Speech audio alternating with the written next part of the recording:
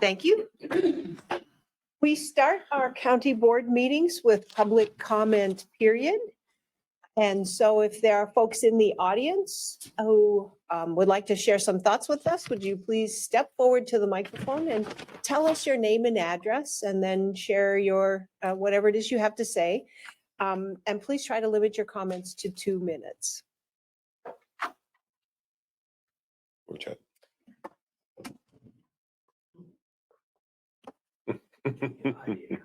Go ahead.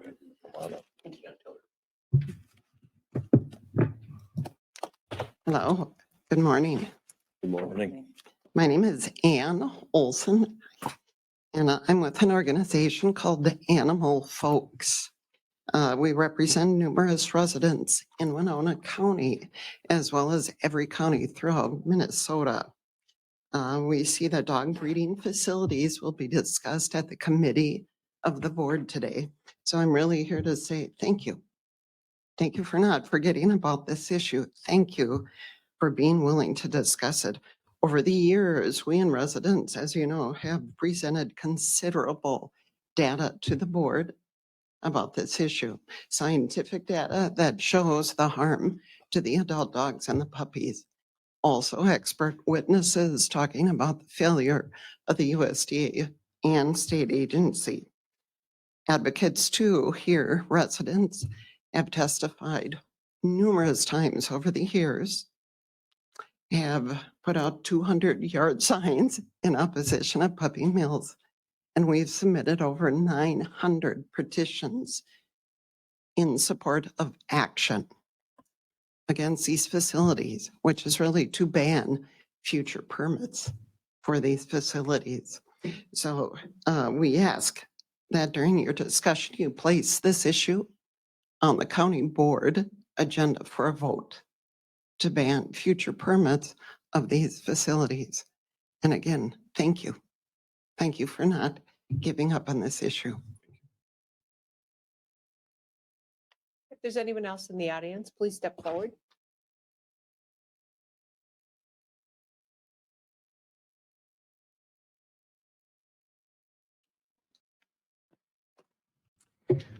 I'm Gail Getzman-Stopa, Big Valley Ranch, 22036 East Burns Valley Road in Winona County. My dad's grade A dairy farm, cows and barn were inspected regularly. If puppy mills cannot be inspected regularly and properly by people who have the time, I honor and thank the board to ban further puppy mills and properly inspect those that still exist. Thank you for placing this on discussion, to the committee of the board today. This has been an issue that's been long going for years. It's been researched for years. Transparency is a real problem, and I feel has never been and truly never will be resolved in the rural locations that most of them exist. We hope you will place this on the agenda, and we thank you for doing that, if you would, to ban future puppy mills and regulate those who do exist. Thank you so much. Thank you. Thanks.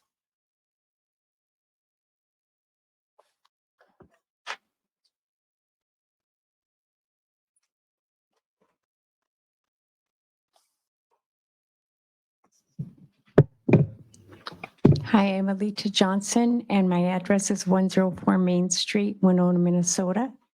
And I thank you all for being willing to discuss this issue of the puppy mills today to the committee and the board. I really hope that you will place this to the county board to vote to ban further puppy mills. And also that the ones that are already existing will be very closely monitored. Thank you.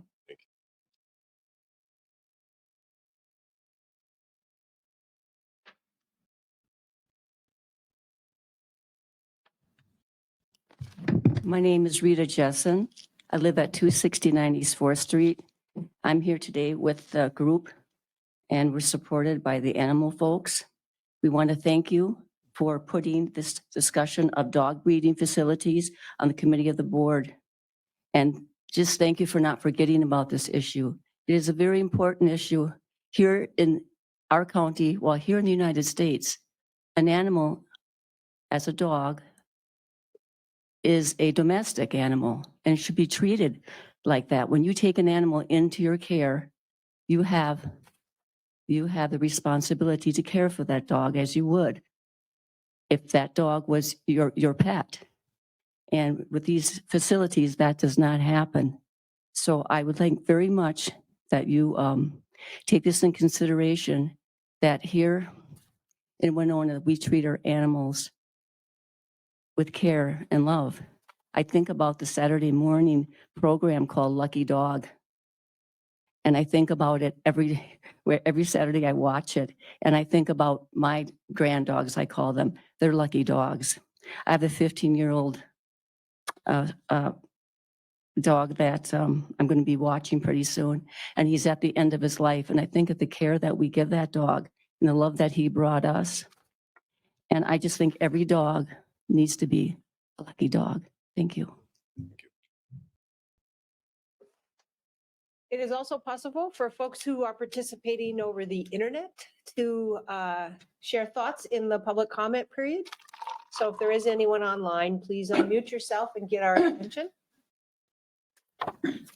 Otherwise, I'm going to ask 2 more times and then we'll be closing the public comment period. So if there is anyone here in the audience or online that would like to participate in public comment, please step forward or get our attention. Good morning. I would like to make a comment. And for the final time, if there's anyone else here in the audience or participating over the internet that would like to share in public comment, please step forward now. Seeing no one? Hello. Close. We have some approval and acknowledgement of minutes that are the next items. I'll move to approve the September 26th county board minutes. I'll second. Okay, Commissioner Bagley has moved and Commissioner Elsing has seconded approval of the county board minutes from September 26, 2023. Is there any further discussion? Hearing none. All those in favor, please signify by saying aye. Aye. And if anyone's opposed, please say nay. Motion carries. We have some other committee minutes that are next on our agenda.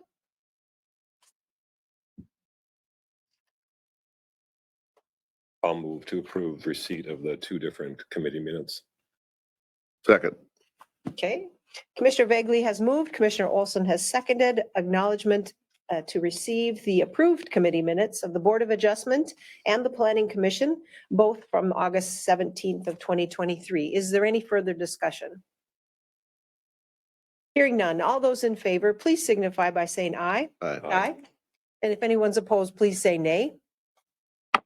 Motion carried. Next item is the consent comments and approval of agenda. Commissioner Ward. I would like to pull 6.9 and 6.11 for general discussion, please. Hello. Okay, so if it's all right with everyone, I'm going to move those to the front of the, I think we have some, no, I'm going to put them in the front of the general business. So 6.9 becomes 7.00, 6.11 becomes 7.01. Anything else, Commissioner Ward? Not at this time. Thank Okay, you. Commissioner Elsing. 6:10 and 6:12 for myself, just general discussion, questions. So we'll make 6.10, 7.02, we'll make 6.12, 7.03. Nothing else? Hey, Commissioner Olson, Nothing for me. Commissioner Bagley. Double checking, Commissioner Ward, you pulled 6.9 and 6.11, correct? Yes. I rarely pull items, but I like to pull 6.7 as well. Sure. Okay, we're going to make it 7.04. All right, so 6-7, 6-9, 6-10, 6-11, 6-12 have all been pulled. Anything else, Commissioner Regley? No, thank you. Okay, I have, let's see, a committee report and then a request for board action all on the same topic related to the SHAC meeting that Commissioner Ward and I recently attended. Okay, so next, it would be in order to approve the agenda as it's modified in order to move forward. So moved. Second. Okay, Commissioner Elsing has moved, Commissioner Ward has seconded approval of the agenda as it's been modified. Is there any further discussion? Hearing none, all those in favor, please signify by saying aye. Aye. If anyone's opposed, please say nay. Agenda is approved. Administrator Holte, could you read the remaining consent business for the record? Absolutely. 6.1, approve conditional use permit for Mark and Lori Tim. 6.2, approve conditional use permit for Bass Camp. 6.3, approve renewal of Veteran Services Office Operational Enhancement Grant Program Agreement. 6.4, approve renewal of Crime Victim Services 2024 Grant and Resolution. 6.5, approve LG 220 gambling application for exempt permit, Snow Sports Snowmobile Club.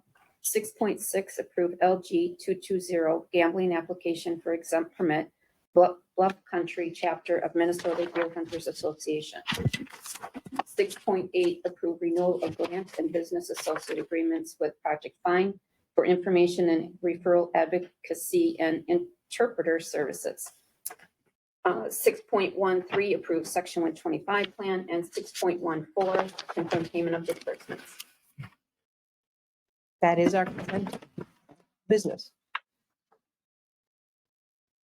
A motion would be required to approve the consent business as it was. So moved. I'll second that. Okay, Commissioner Olson's moved, Commissioner Vagley has seconded approval of the consent business as read. All those, pardon me, is there any further discussion? Commissioner Meyer, in light of the number of items that got pulled and the people who are here for the other, I'm fine either way, but should we maybe consider moving all those to the end? If it was one, I'm fine either way, but because of the staff that are present and other guests, but I'm also fine either way. I think that those items are going to go fairly Okay. fast. Sounds good. I mean, okay, so we'll leave it as is then. Any further discussion? Hearing none, all those in favor of the consent agenda as read, please signify by saying aye. Aye. If anyone is opposed, please say nay. Consent agenda is approved. So we now move on to item 7.00, which was 6.9, which is the grant and business agreement with the Advocacy Center of Winona for sexual assault, crisis aid, and domestic violence crisis intervention services. I believe you pulled this, Commissioner. Yes, thank you. This is an ongoing issue of an outside agency requesting local tax property dollars. I'm kind of curious, we have a new name for it now, Grant and Business Associate Agreements. I'm not sure who came up with that cute little title, but it's outside funding. The issue I have, and maybe I missed it, I don't see any measurable. How do we determine that they're meeting the conditions of the grant? And that's with several of these. I do know that this group has in the past sent reports of number of people that they have serviced and things they've done. But I don't see in our verbiage how we're going to measure if they, upheld the quote grant. If we're calling an agreement, I don't see the terms of the agreement listed here. And is that something that I'm missing? Or we don't have a measurable, enumerated measurable to evaluate this giving away of our property tax dollars. And Ms. Holte, I would, I guess, refer to you. Madam Chairman, Please proceed. County Board, so in July of 2023, the board discussed and provided direction on establishing a written policy and guidelines for public funds given to outside agencies. As part of that process, a contract and addendum or appendixes were established. And within that criteria, we are able to ask for additional information to, in essence, audit what these services are. This is a new process, so this is a new contract. Previously, we didn't have an agreement in which these entities signed. We did ask for supporting information, and Mr. Moga is prepared to address the ones that are in the packet. We were not able to get that out to the board prior to the meeting today. So if you have questions specific to the outside agency agreements in the packet, Mr. Moga is able to respond. Would you Okay. like that Yeah, information? I Mr. think Moga. it's critical. Thanks.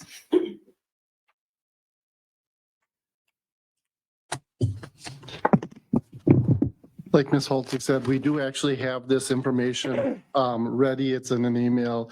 We can provide this information to you.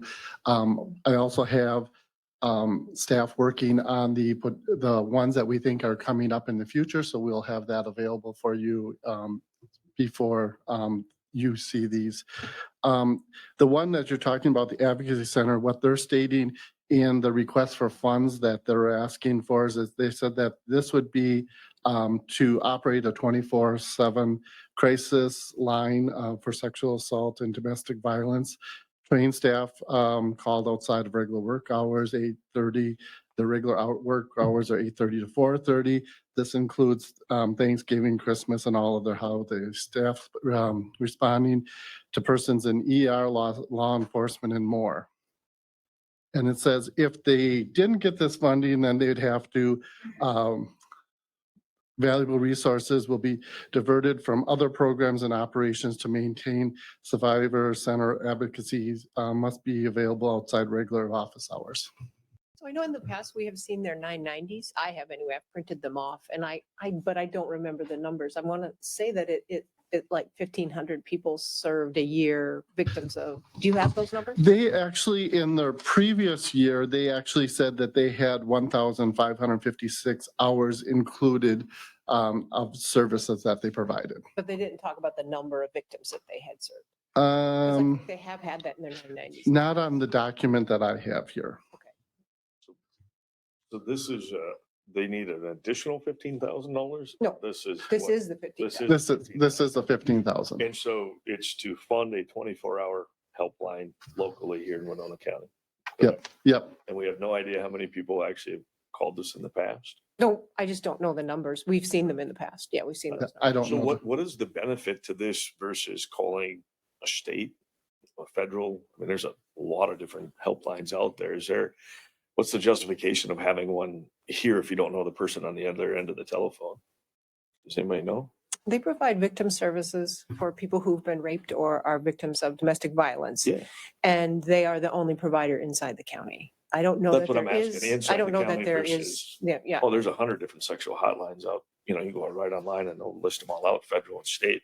I'm just wondering what the benefit is that as our local taxpayers, what are we gaining by having one? Just, if I called the line, I wouldn't know the person, whether they're here in Minneapolis, Chicago, Texas. I'm not going to know who that person is, most likely. So I'm just wondering what the benefit would be of having one just in the county that we've got to fund one locally also. Because they They gotta do be- more than just the hotline. I mean, they will go to the doctor with you. They will give you a ride to Rochester if you need to have, or to have a medical exam.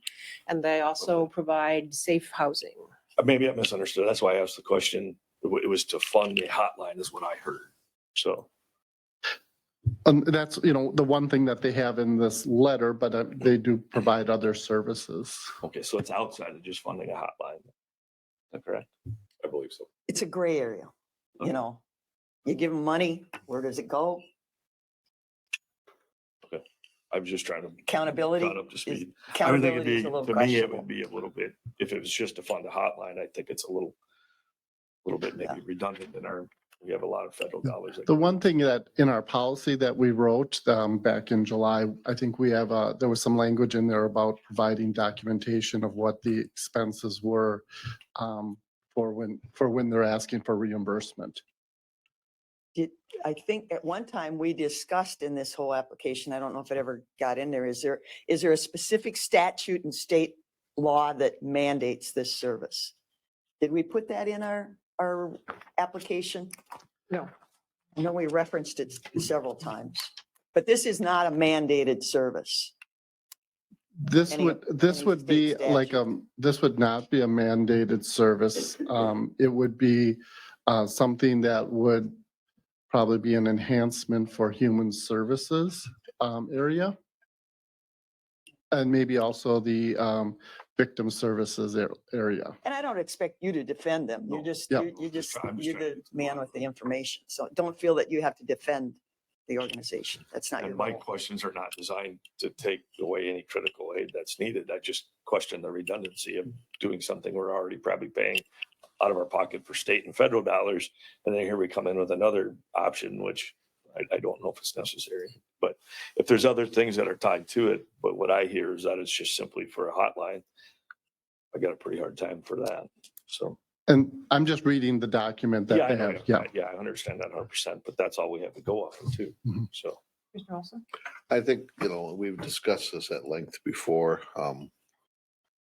Perhaps Commissioner Elsing wasn't present when those discussions happened, and I do appreciate his asking the questions, but I'm very happy with the services they provide, and it was explained to us the critical nature of the timeliness of their response. So I'm going to make a motion to approve it.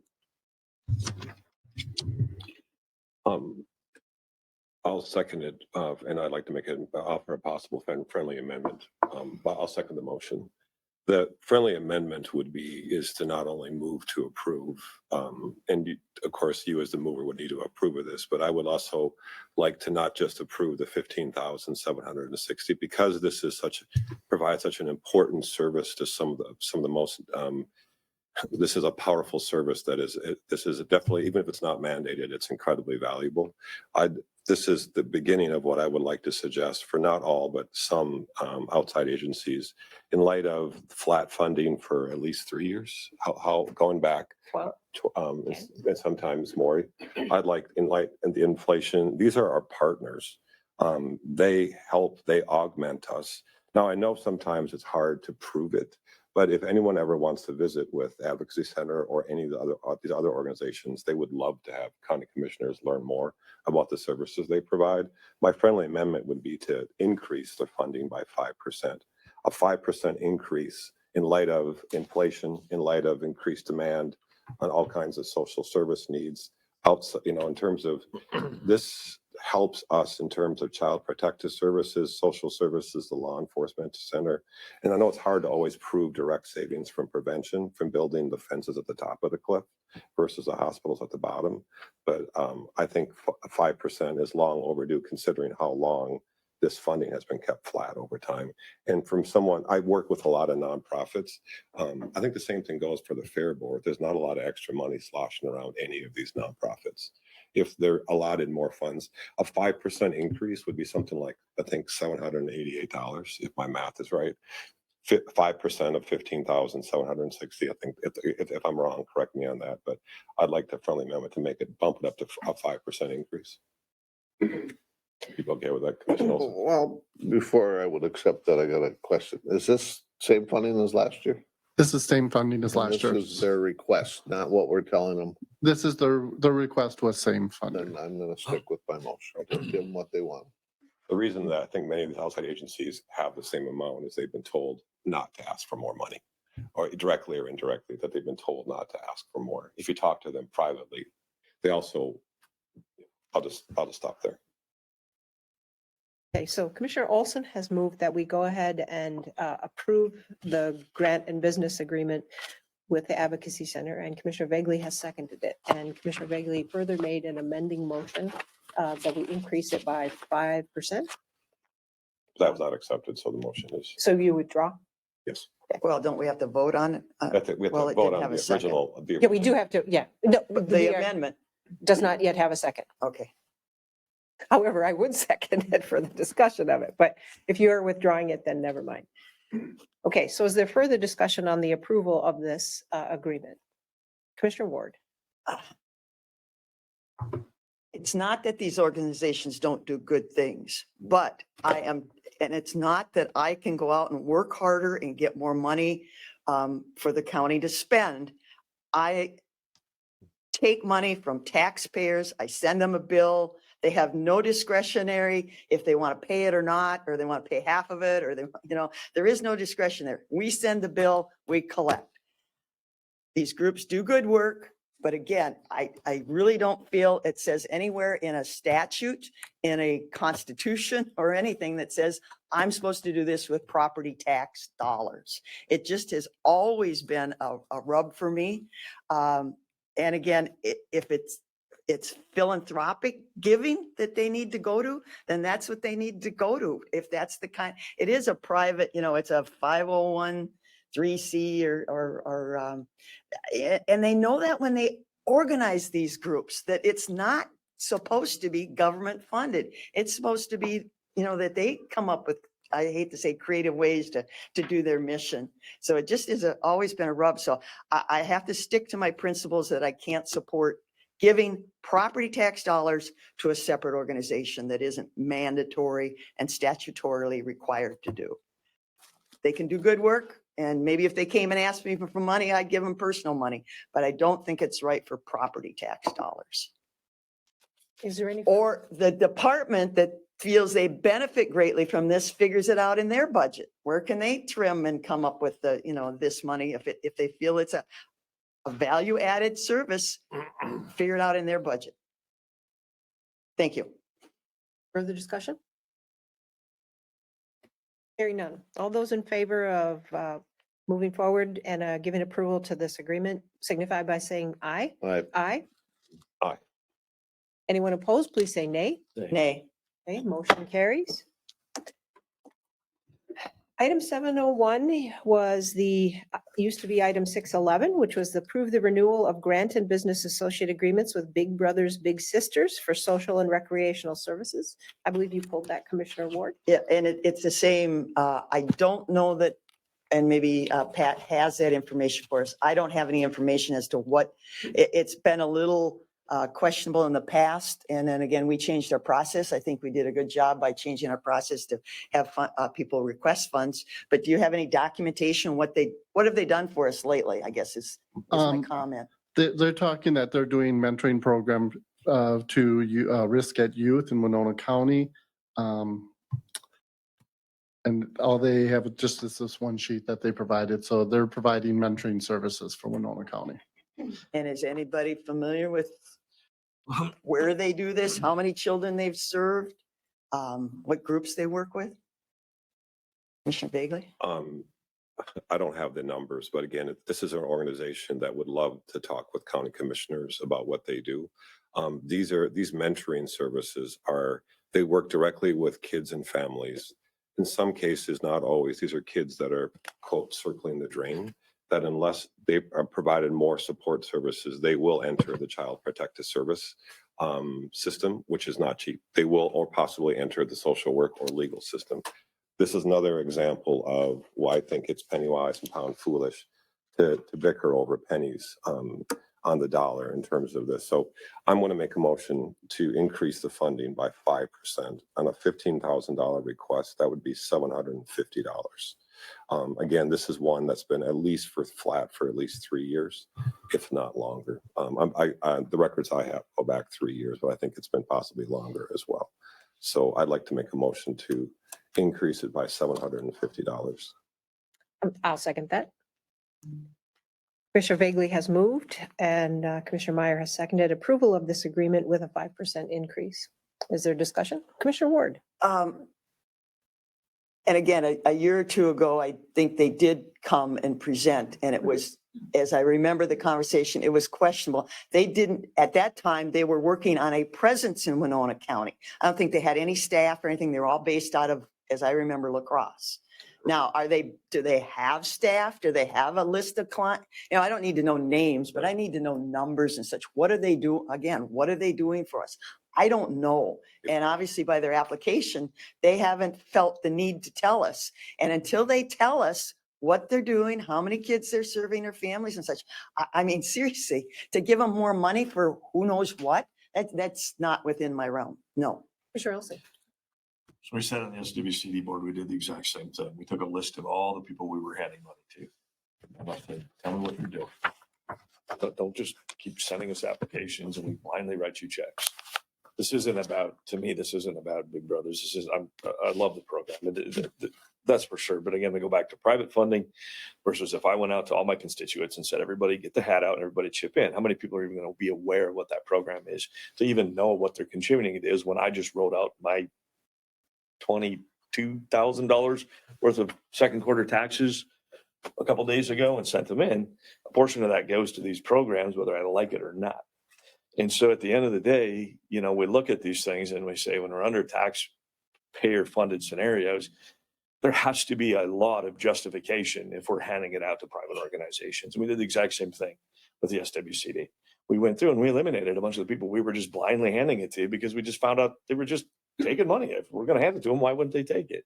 And we demanded that they showed us numbers and show up to the meetings and come talk to us. Now we're going to chase you. You come chase us because we're a representation of the people we're taking money from and handing it to you. I believe, Marsha, that is your case. So it isn't that I disproved of any of the things that those people were doing on those other organizations, even the SWCD or any of these. It just comes down to accountability to the taxpayer. And that's really all we're asking for is accountability. Hey, how many people do you serve? What is it? If we need to go out here and unwillingly take it from a lot of people that probably don't even know what these programs do and are so disconnected, I think you would find a very large common consensus that people would say, no, we want nothing to do with it unless there's some sort of accountability and proof back to them.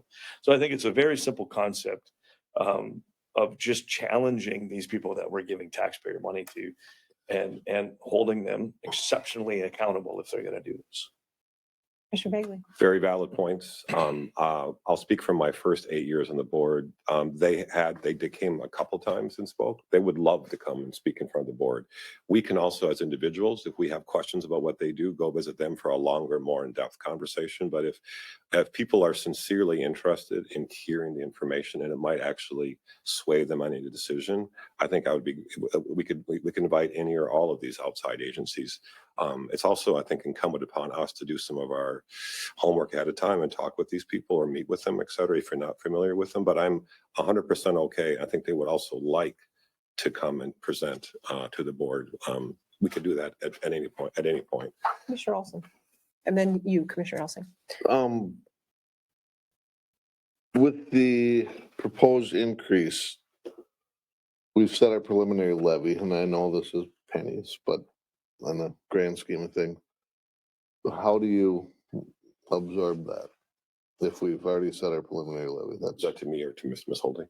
Well, to me, the budget is still being worked out. There's nothing is set in stone yet. There are still additions and subtractions being made. Frankly, I think if we added, I'm not suggesting this right now, but if we added 5% to every outside agency, which I'm not suggesting right now, I think that would be something like $30-some thousand. That includes the library, which is a big one, and other ones, but I'm not suggesting that. But just to keep in mind the dollar amount, we're not talking millions or hundreds of thousands of dollars. I'm talking about selective outside agencies, and I have a handful that I'd like to propose. and in support of what Commissioner Elsing has said, it is good to, hear from them to see how their missions have changed or their work has impacted others. When we have people step to the podium and talk about how different county programs have, helped them become sober or help them regain their children, and those have deep impact. To hear that story, and I'm going to support the motion, but I would like to Hear from them. I would like to try to keep it at what they're requesting, and if they're afraid to request more, then that would behoove them to come and ask and defend their mission. So they have a different, Commissioner, I think you were next, Commissioner ahead. Olson. Okay, so I think it was probably 2 years ago that their then director came and did a presentation. He asked for doubling of money so that they could expand their presence. It is not that they didn't have a presence. Now, he himself did live in La Crosse, but they do have programming here and they match bigs and littles here. And he did provide us with numbers, and no, I don't remember them now because it was a couple of years ago. But I know that they do great work, and I know that they provided us with some documentation. I don't think they did us I don't know if it was this, I remember having the paper copies that indicated like how many kids they had saved and then provided statistics in terms of youth engagement and better outcomes. We recently at the Health and Human Services Advisory Committee went through the school survey that the state does. And I was shocked at some of the statistics just in terms of what kids say about their feelings of hopelessness or issues with mental health or issues with using illicit drugs. And that sort of programming is exactly what they were talking about when they provided that presentation, I mean, I was a big sister when I was in college to a young girl I lived in Des Moines at the time, but they talked about exactly what the benefits are of that kind of a relationship. So I am going to go ahead and support this contract. Commissioner Ward. I thought when we tried to tighten this up, because we have staff, I do appreciate you've done a lot of good work and everything, but I think there's a valid missing link here. We don't know what they're doing. This organization, no, we shouldn't have to ask. They should, if they're coming, I mean, I was taught as a child, if you're going asking grandpa for money, you better tell grandpa what you're going to use the money for. You just don't have your hand out. I think it's only, the onus is on them as an outside organization. They're asking for money from us. In part of the application, and maybe staff needs to enhance it, is we need a documentation of what they did with the money from last year, numbers, statistics, to validate the request again. I'm sorry, just to come in and ask continually for money without any documentation. Again, it's not my money, it's the taxpayer money. And it's not that they're giving it willingly. They send a bill and we collect it and then we redistribute it. I mean, it's not the amount of dollars. Yes, it feels like small dollars to argue about, but it's principles that I'm arguing for here. So again, for these even to show up to us at this point without the documentation, I think is an injustice to us to approve it or even consider it. Mr. Olson. Again, this is not the organization. This could be any of these organizations. It's that accountability back to the taxpayer and the credibility of our governing agency back to the people that fund it, that says, hey, there's a system of checks and balances, and it's not just a checkbook and we write checks out when we see a bill come. And that accountability needs to be held at the highest standard. And that's really what this is about. You could any organization in there, it has nothing to do with that. I compare and look at some of these very similar to the 4-H program as a 4-H kid, and very seldom do you see those kids turn out in a negative fashion, knowing thousands of them for many, many years. So, we know that there's benefits to these organizations, but again, it holds the organizations at a standard that says if we're going to turn to, in their case, free money from a taxpayer collected versus a private collected funding source, we're probably going to have a higher standard of accountability. That's all this is. And so you can insert any organization into there. It's the principle in which we go to a taxpayer and say, not all of you are going to agree how we spend your money. So we need to be exceptionally accountable, which forces the organizations to be exceptionally accountable. And that's all we're asking. That's all I'm asking for. Regularly. I say this with love. There's a balance between asking for, I sometimes worry, would any amount of information sway some people's minds? Is it really an issue of a lack of accountability or information, or is it about sound bites and soapboxes? Because this perennial, I am completely supportive of have them coming in, more conversations, more accountability. But what I'm concerned about, is it really legitimately about that? Or is it about a chance every year to get on a soapbox and sound bites for the newspaper about accountability and taxpayer dollars? Because if it's a question of more information, yes, and then some. Let's bring them in and let's listen for hours and pour through their records. But if you're not familiar with these organizations and the good work that they do, we could go to them or we can ask them to come to us. I'm totally okay with that. I just want to find that balance point between bringing people in and then not always treating them in a respectful way. And then having, that between more information and then soapboxes, there's got to be a balance point in between. So Commissioner Ward for seniority and then Commissioner Elson. It's not about sound bites and everything. It's basic philosophical views and differences as to what local government should be doing, what private sector should be doing. And I guess I got to stick with my basic moral decision-making of where I feel government's role is in our everyday lives of community and our taxpayers. My job is to defend the taxpayer and the dollars we collect from them. That's what I feel. So that's, it's not a soundbite. And again, I have not changed my tune. I've always had this same tune. So I am sticking, and that's what I'm sticking to, my basic philosophy of where local government has a role. Commissioner Elson can ask a question, but you can also go. You can go. I will give you the floor after Commissioner Elson. Yeah, and I can appreciate Commissioner Bagley's point. We don't need 2-hour long. That's not what this is about. But they do have an opportunity to draft a document. Absolutely. That could put a little more detail into that. And so when I see that, if I'm sitting across the table from somebody that's pitching me a product and it's willy-nilly and they're like, hey, write me a check and go sell my stuff, there's a good chance I'm not going to do it. So I'm just asking these outside organizations to say, hey, you could put a little more thought into the document. It's why I challenged the question. What I heard was we're going to start another hotline. I have no other information that I know of as a new commissioner. So I have to go off from what's in front of me, not feelings, but facts. And the fact I heard was we're going to start an outline hotline. And I've said, I go online and find you 100 of them. Why do we need to locally fund one? So we have to work off from what's presented in front of us.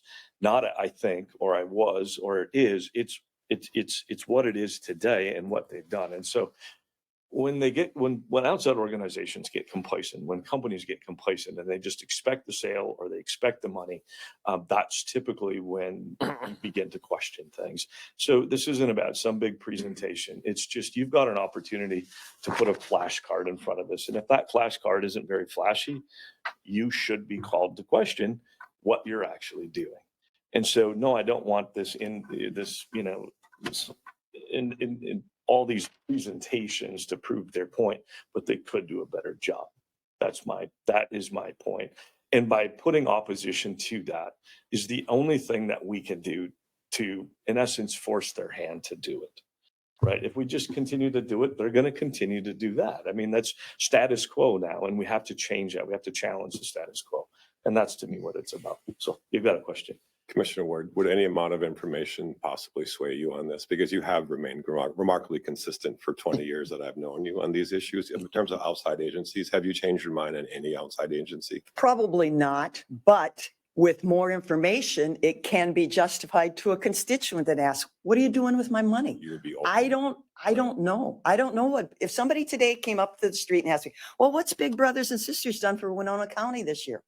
I have no idea. They did present a couple years. It's been a couple years ago when they were looking for substantially more money. They wanted to- twice as much. Yeah, they which wanted- we didn't give to No, them. we did not. And if you work with, one last point, and then I'll be done, is if you work with people in the nonprofit sector, and I do in a number of different groups, in terms of homelessness, different clergy members, et cetera, is if you work with these people and know them, they're lean and they're mean and they leverage volunteers way more than the county leverages, et cetera. So all those points, I don't think any of them are coming willy-nilly and asking for handouts. I think they're asking for flat funding because they've been told directly or indirectly or been strongly suggested that they keep it flat.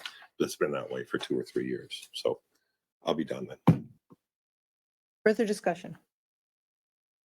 Point of clarification. Commissioner So Elson. this is a motion to increase 5%, correct? Approve and increase at 5%. Yes. It should be $750 approximately. Hearing no further discussion, all those in favor, please signify by saying aye. Aye. Aye. And if anyone's opposed, please say nay. Nay. Motion carries. So that would move to 7.02, which was previously 6.10, which is to approve the purchase of service agreement for Carol Akeley. And I believe you pulled this, Commissioner Elson? I just had some questions so this is, reading through this, looking at the cost this is all coming out of the drug fund money, correct? My understanding from the Opioid settlement. steering committee meetings that Commissioner. And so Warren and I just were to catch me up to speed, you know, how did this, what I'm looking at is we're looking at between $315 to $375 an hour. I'm not saying it's good information. I think it's probably very good information, but I just did a quick random Google search on drug intervention, brain chemistry.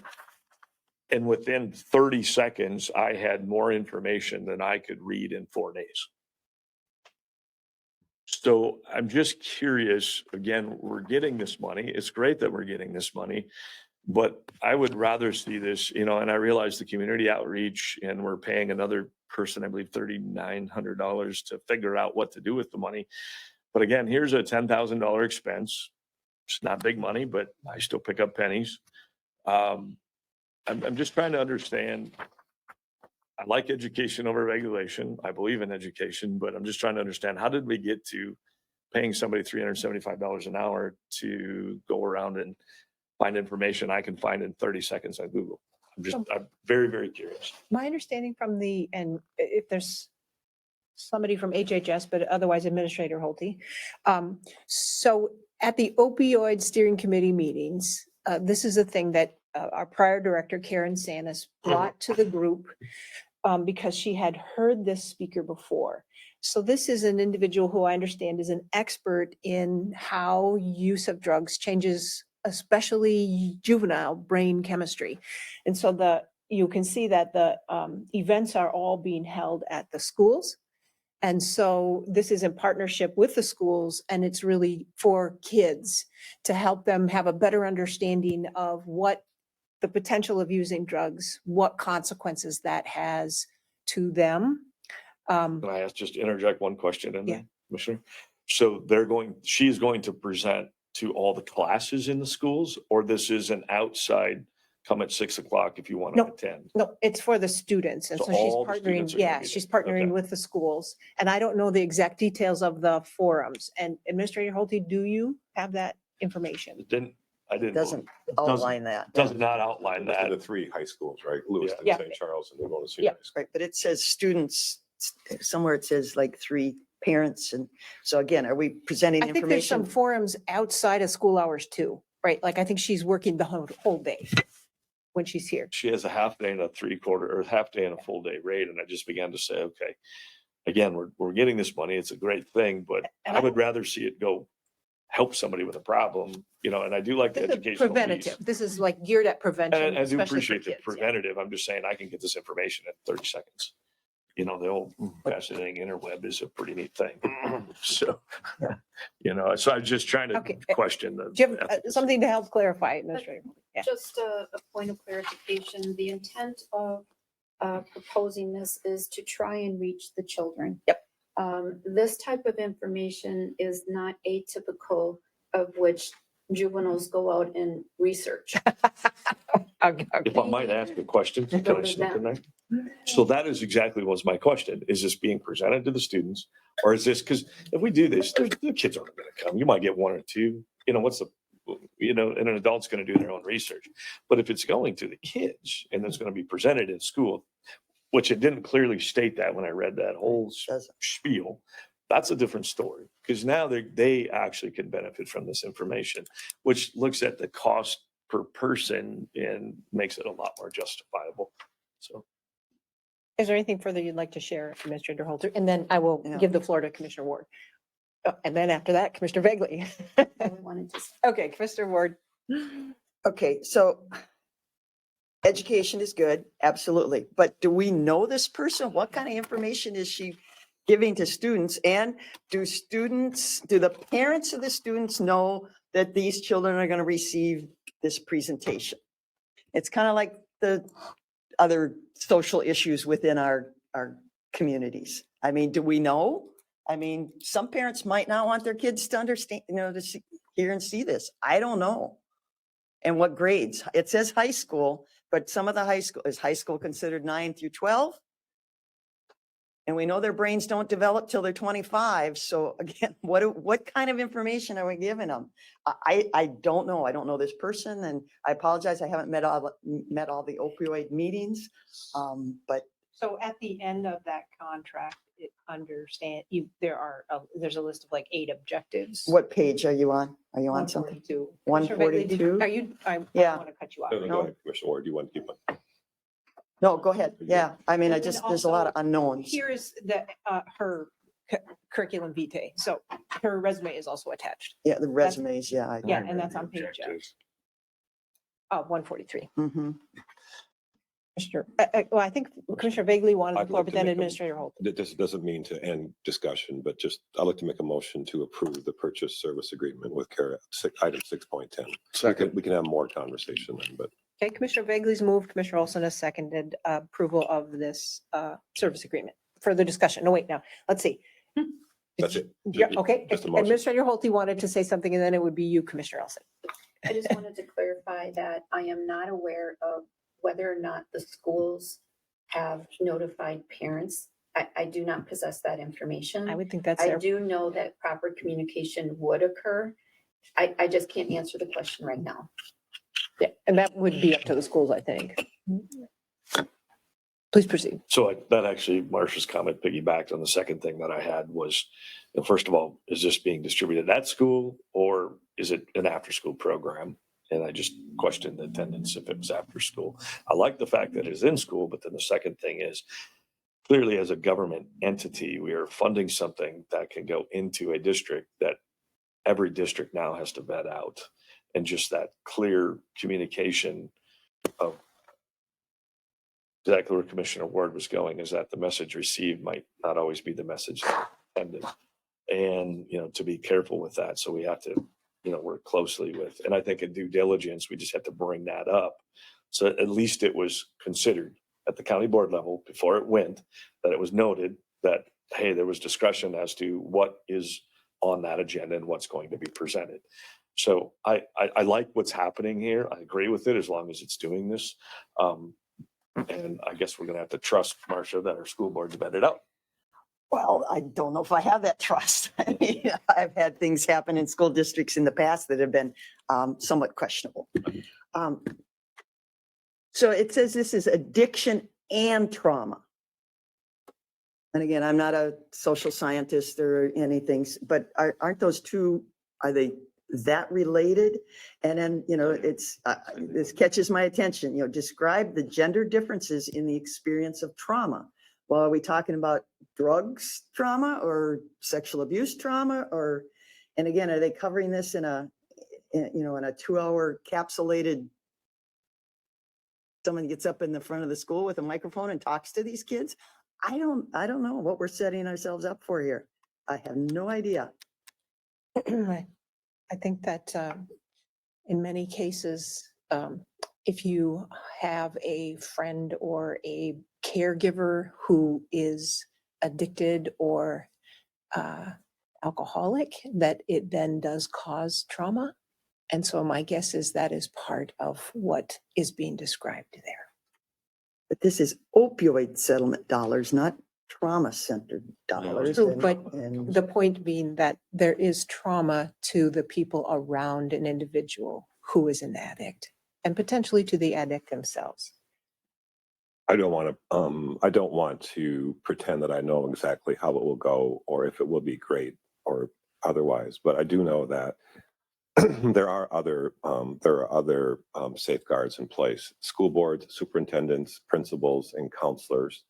Somewhere along the line, people will there will be due diligence in terms of vetting this person and not letting something that's either not a wise use of funds or perhaps potentially concerning to parents happen. There are all kinds of safeguards built into this system. I think in this case, this is the county operating as the person who's in charge of the funds that will go to help with the education prevention part of this, et cetera. Those are all very valid questions you're asked, but I think that that's a baton we can pass off to the school districts, all 3 of them, in terms of their superintendents, their principals, their counselors, to figure out what's the best fit for this. The dollar amount is again rather vague. I see by her resume that she lives in California. So is part of the expense, travel expense? Is that covered in her daily fee? I don't know. I don't know if anybody knows that question. I mean, a lot of times when you have a speaker come in, you pay room and board, travel and hotels and everything. And this doesn't say that. Maybe it's included in the $2,500 or the $1,500. And to be clear, this isn't, Commissioner Olson, you sorry. might wanted to. No, Have it just, the floor? if you've noticed, it's a pretty lengthy deal in there, but if you read it all, she works for a company. Yeah. So she is not herself. She's working for somebody else. I'm sure there's a company cut in there too. That's the way I understood it. So I just question the legitimacy of asking that much money for a short period of time and what the influence, it comes down to this, Commissioner Ward. If it's a good thing, it's going to affect a lot of people in a good way. Right. But you're called to question that is if it's necessary, if there's a twist of bad in there, it could also affect a lot of people negatively. Right. So that's where we're going to have to let the school boards and everybody vet this thing out a little bit. Well, but Commissioner Begley. but had who's in asked for the- control? Commissioner Begley had asked for the floor, but then it Okay. would be you. in the interest of time, I'll withdraw that. Okay, Commissioner Ward. Well, so with those things said, so who's in control? We've got a contract here saying either $2,500 a full day or $1,500 half day of service plus expenses. It does say plus expenses. Total cost of this agreement shall not exceed $10,000. So are we in control of the contract, or we're kind of advocating some to the school boards and the schools? And I mean, and I don't, in the initial verbiage, the core, I guess the core internal opioid settlement team Yes. would be in charge of approving or disproving. We did approve this already. Okay, but is it 10,000 total, even including expenses? Yes, it shall not See, exceed 10,000 is to- what the total. contract says. Okay. And it is Total. an eligible expense from the opioid settlement funds. One quick point of clarification. Commissioner Begley. So Are are you they, done, Commissioner Yeah, Ward? yeah, Okay, go Commissioner Olson. so with the, when you put all that into one place, you could say, well, my plane ticket, my hotel, my food, and the cost to go there, you could spend all 10,000 and go to one school. Are they required to hit 3 schools? That is part of it. No matter what, they have to go to all 3 schools. They can't burn it up on 2. That was in the contract. The They contract. have to at least and- do all 3 at some point. I just don't know what they're. I can tell you as someone who works in the school district, I'm continually, I hear what you're saying in terms of sticker shock. These outside experts, the consultants, it's a lot of money all the time. And it really is tough for teachers sometimes to hear what we pay to outside people. So unfortunately, as expensive as it is, and it is expensive, this is not outside the norm. And It's not. so this is opioid settlement, and we are watchdog. I mean, we're responsible for, being responsible for these dollars. It's not county dollars per se, it's opioid dollars flowing through the county, right? And the opioid settlement committee has approved it. So I feel very confident in it. And I wish it was a lot less money, but I feel very confident in approving it. Commissioner Ward? One last thing. I always like to ask somebody who had this contractor come into there, what was the results? And you shared earlier, a former employee had heard them speak and recommended them. But I don't know if anybody else in the community has experienced this person. And again, if it's good, it's good. If it's questionable, it can have detrimental effects. So I guess I don't know, again, what the committee did to search if there was other people available to do this same thing. I don't know. I apologize. I wasn't at all those meetings. And I don't know if anybody has the answer to that question. I know that she came with high praise. I remember Ms. Sanis talking about it. I can't remember who else at the meeting, but it seemed like other people had heard her speak before, but I couldn't tell you at this point. One quick. Yes. I go back to letting the school districts vet this out. And, really for us, it's just approving it and they can choose as to whether they feel it's appropriate. Yep. And St. Charles might like it and Lewiston may not, we don't know, but that's why we have school boards. And really our job is this appropriate to present to them and pass the funding on. But we'll want feedback. Well, so that's my last thing. We're going to be watching because if the feedback comes back negative, that's going to put a very big damper in how we look for these types of things in the future. And I think we've already experienced that partially as a county. Any further discussion? Hearing none. All those in, yeah, Commissioner Ward, you have more to say? Just You the said one- last time the- you said the the- last thing and now it wasn't. I always retain the opportunity, the prerogative to change my mind. The one plus is it's not taxpayer dollars, it's drug company money and stuff. So I would hate to see this person is on a drug company payroll somewhere. All those in favor, please signify by saying aye. Aye. If anyone's opposed, please say nay. Okay, motion carries. I will ask then, I don't know if it's Ms. Holte's role or whose role it is to contact each of those schools and make sure that we do want feedback and we want to know when the presentations are. If it's available, I would like to go listen in. So we're putting the ball in their court to be responsible for Yeah, I this. would be very intrigued to go to that also. Okay, so the next item is, used to be 6.12, it's now 7.03. Approve the county contribution to the employee health savings account. I just had one quick question. Go Ahead, Dwayne. I I'll- pulled it, so. No, go ahead, start off. Yeah, go You ahead. should start off. I just had a question. I just looked at the amount and I actually forgot to write it down, but if I remember correctly, in our 300 and some page deal, I think it was 1,700 to 2,300. Is that 25. 25, which was a pretty big jump. That's 30%. So it's just, and again, we need to take care of our employees. I'm not against this. I just need to, having somebody that pays insurance premiums for my employees and seeing something as big as that, that's not normal to see that large increase. So what was the justification behind that? And what is the total dollar amount that it affects the taxpayer by asking us to pick that tab up? I'm just curious. Administrator Holden. So in evaluating the number of members that we have on the plans right now, we have 113 members participating. So if we were to increase $300 per participant, it's a one-time thing, it's $33,900. Why would we recommend this is otherwise we fall behind in whether it is any kind of cost savings to participate in a high deductible plan. When you're losing money instead of taking a plan that is not a high deductible.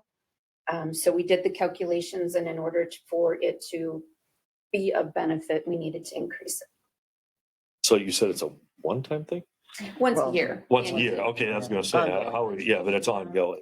Yeah. Yeah. the So in 10 contribution. years, it's 330,000. Correct. So Commissioner Ward. Did we, is this in the current budget or is this at top of the levy dollar still budget? all my questions. We think alike, I'm sorry. We would need to add it. Okay, so this isn't in the budget. So there's a $33,000 addition. Okay. Commissioner Bagley. I'll move to approve the item 6.12. Second. Commissioner Bagley's moved. Commissioner Olson has seconded approval of change to the county contribution to the employee health savings accounts. Commissioner Ward. Quick question. I should know this, but I'm not. So at HSA, if the employee leaves, these dollars go with the dollars they've accumulated go with them. Correct. Okay, all right. And it's, is it based, it's not based on senior, it's a set amount for each year, each employee is on it. Correct. There's no Not escalator. Prorated or Okay.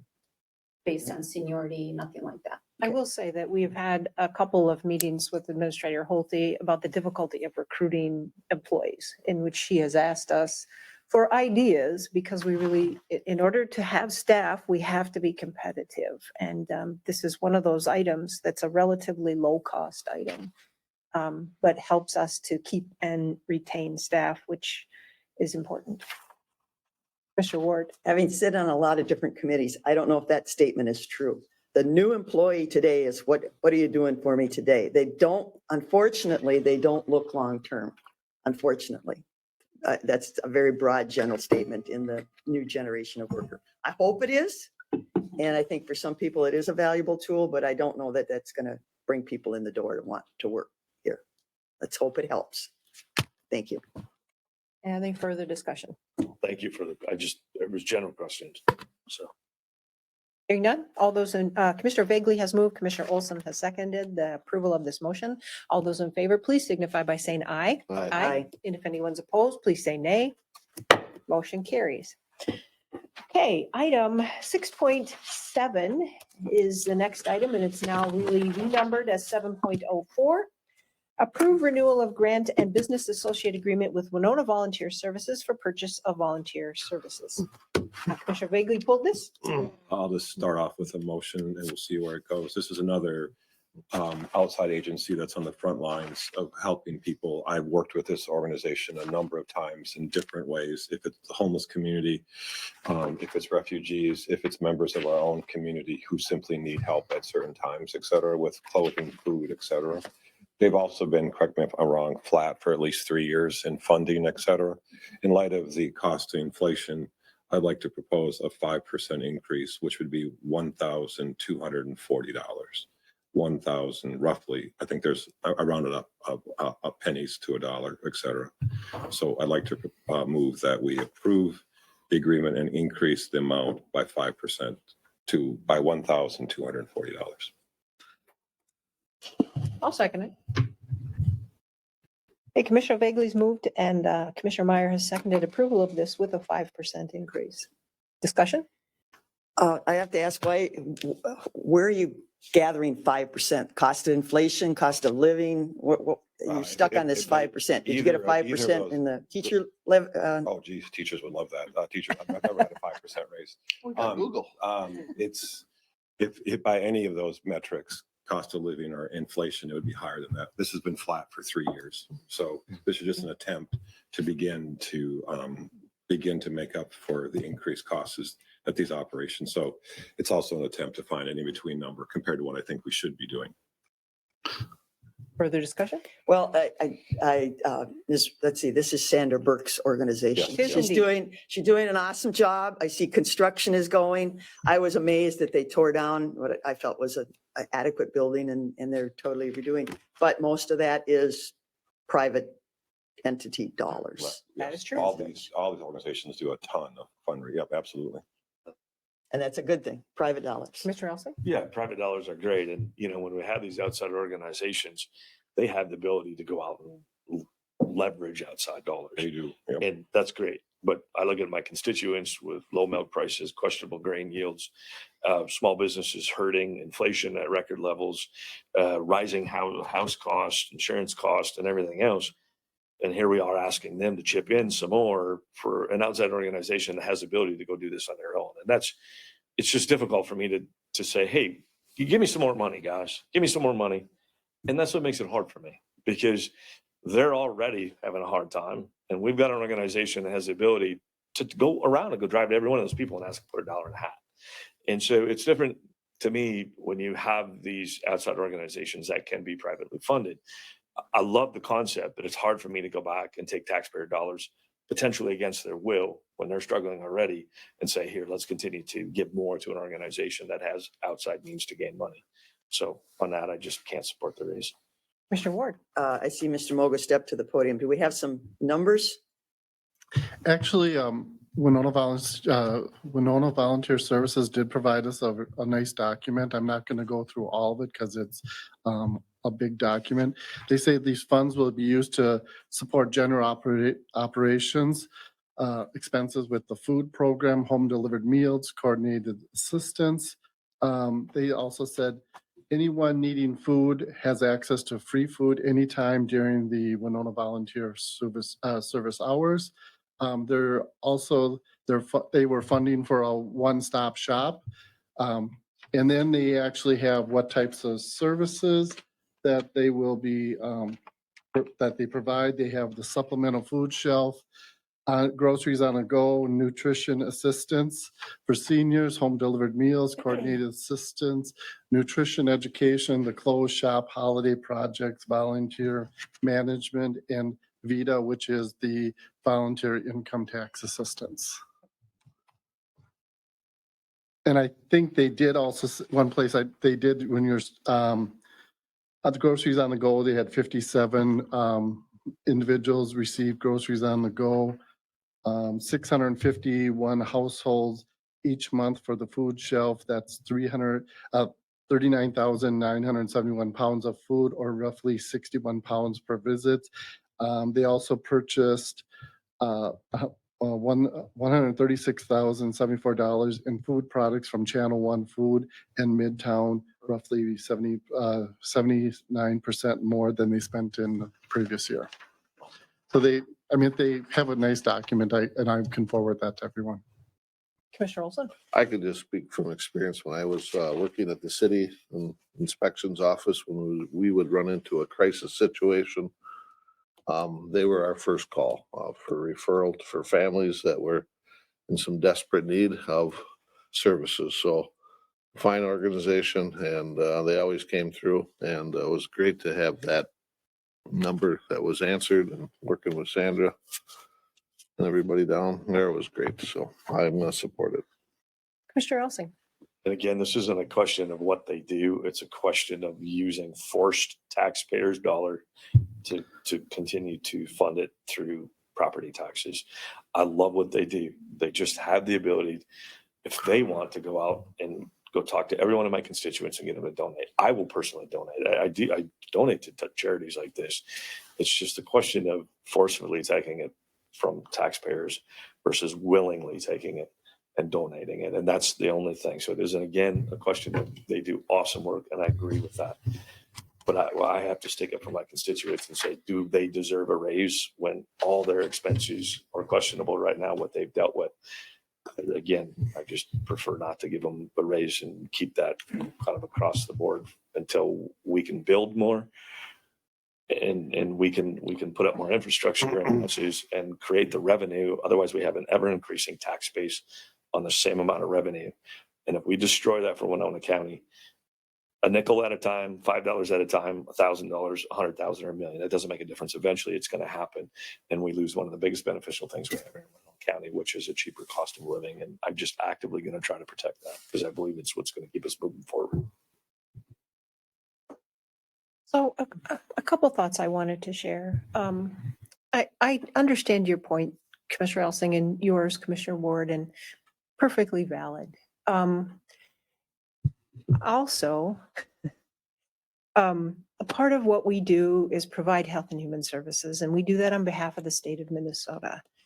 And in terms of, I support government work to be a safety net and to provide services for people who are less fortunate or disabled or have mental health issues or are elderly. And one of the benefits of partnering with a nonprofit is that they do fundraising. And so rather than the county having to provide all of those services 100% at taxpayer expense, those nonprofits get volunteers and do fundraising. And so it really leverages what services can be available in the community so that when someone comes to our counter and to Health and Human Services and they need food support, or their kids don't have clothes, or their kids don't have winter coats, we have a place to partner with so we don't have to provide those things. We use assistance that comes from and value that comes from the community to provide those things. And so I am going to support this, and volunteer services in particular, they are a tremendous partner for us in our efforts to provide those kind of supports for our community members. So, Commissioner Elsing. Don't disagree with anything you just said. What I'm not against defunding this. I'm looking at, we're already going after motion after motion after motion of 5% increases, which tells me I got to go have a road and bridge committee meeting and figure out how I'm going to fix roads. I got to make sure that my police force is taken care of. I got these other things I got to do, and it's collectively pulling out of that bottom line. And so I'm just saying, where they have the opportunity, if they need that extra 5%, they have the ability to go get it. That's all I'm saying. And so, in years, it'd be different if we were granting permits to build $2 million houses and new dairy facilities and everything else, but we're not. We're denying all this and we're asking for more money.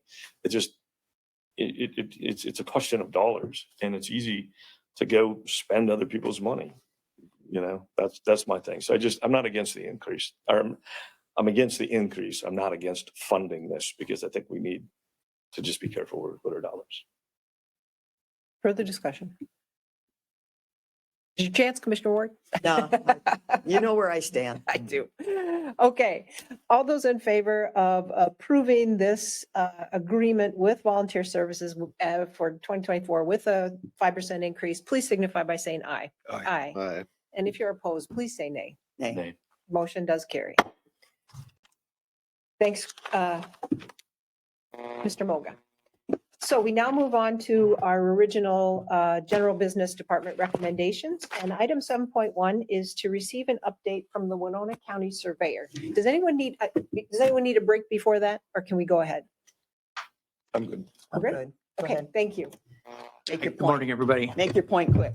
I will. I say Point in the take sand. whatever time you He's need. already shooting at you. They Yeah. haven't said anything. My name is Brian Woodley. I'm with Johnson and Schofield Surveying. It's a private land surveying firm.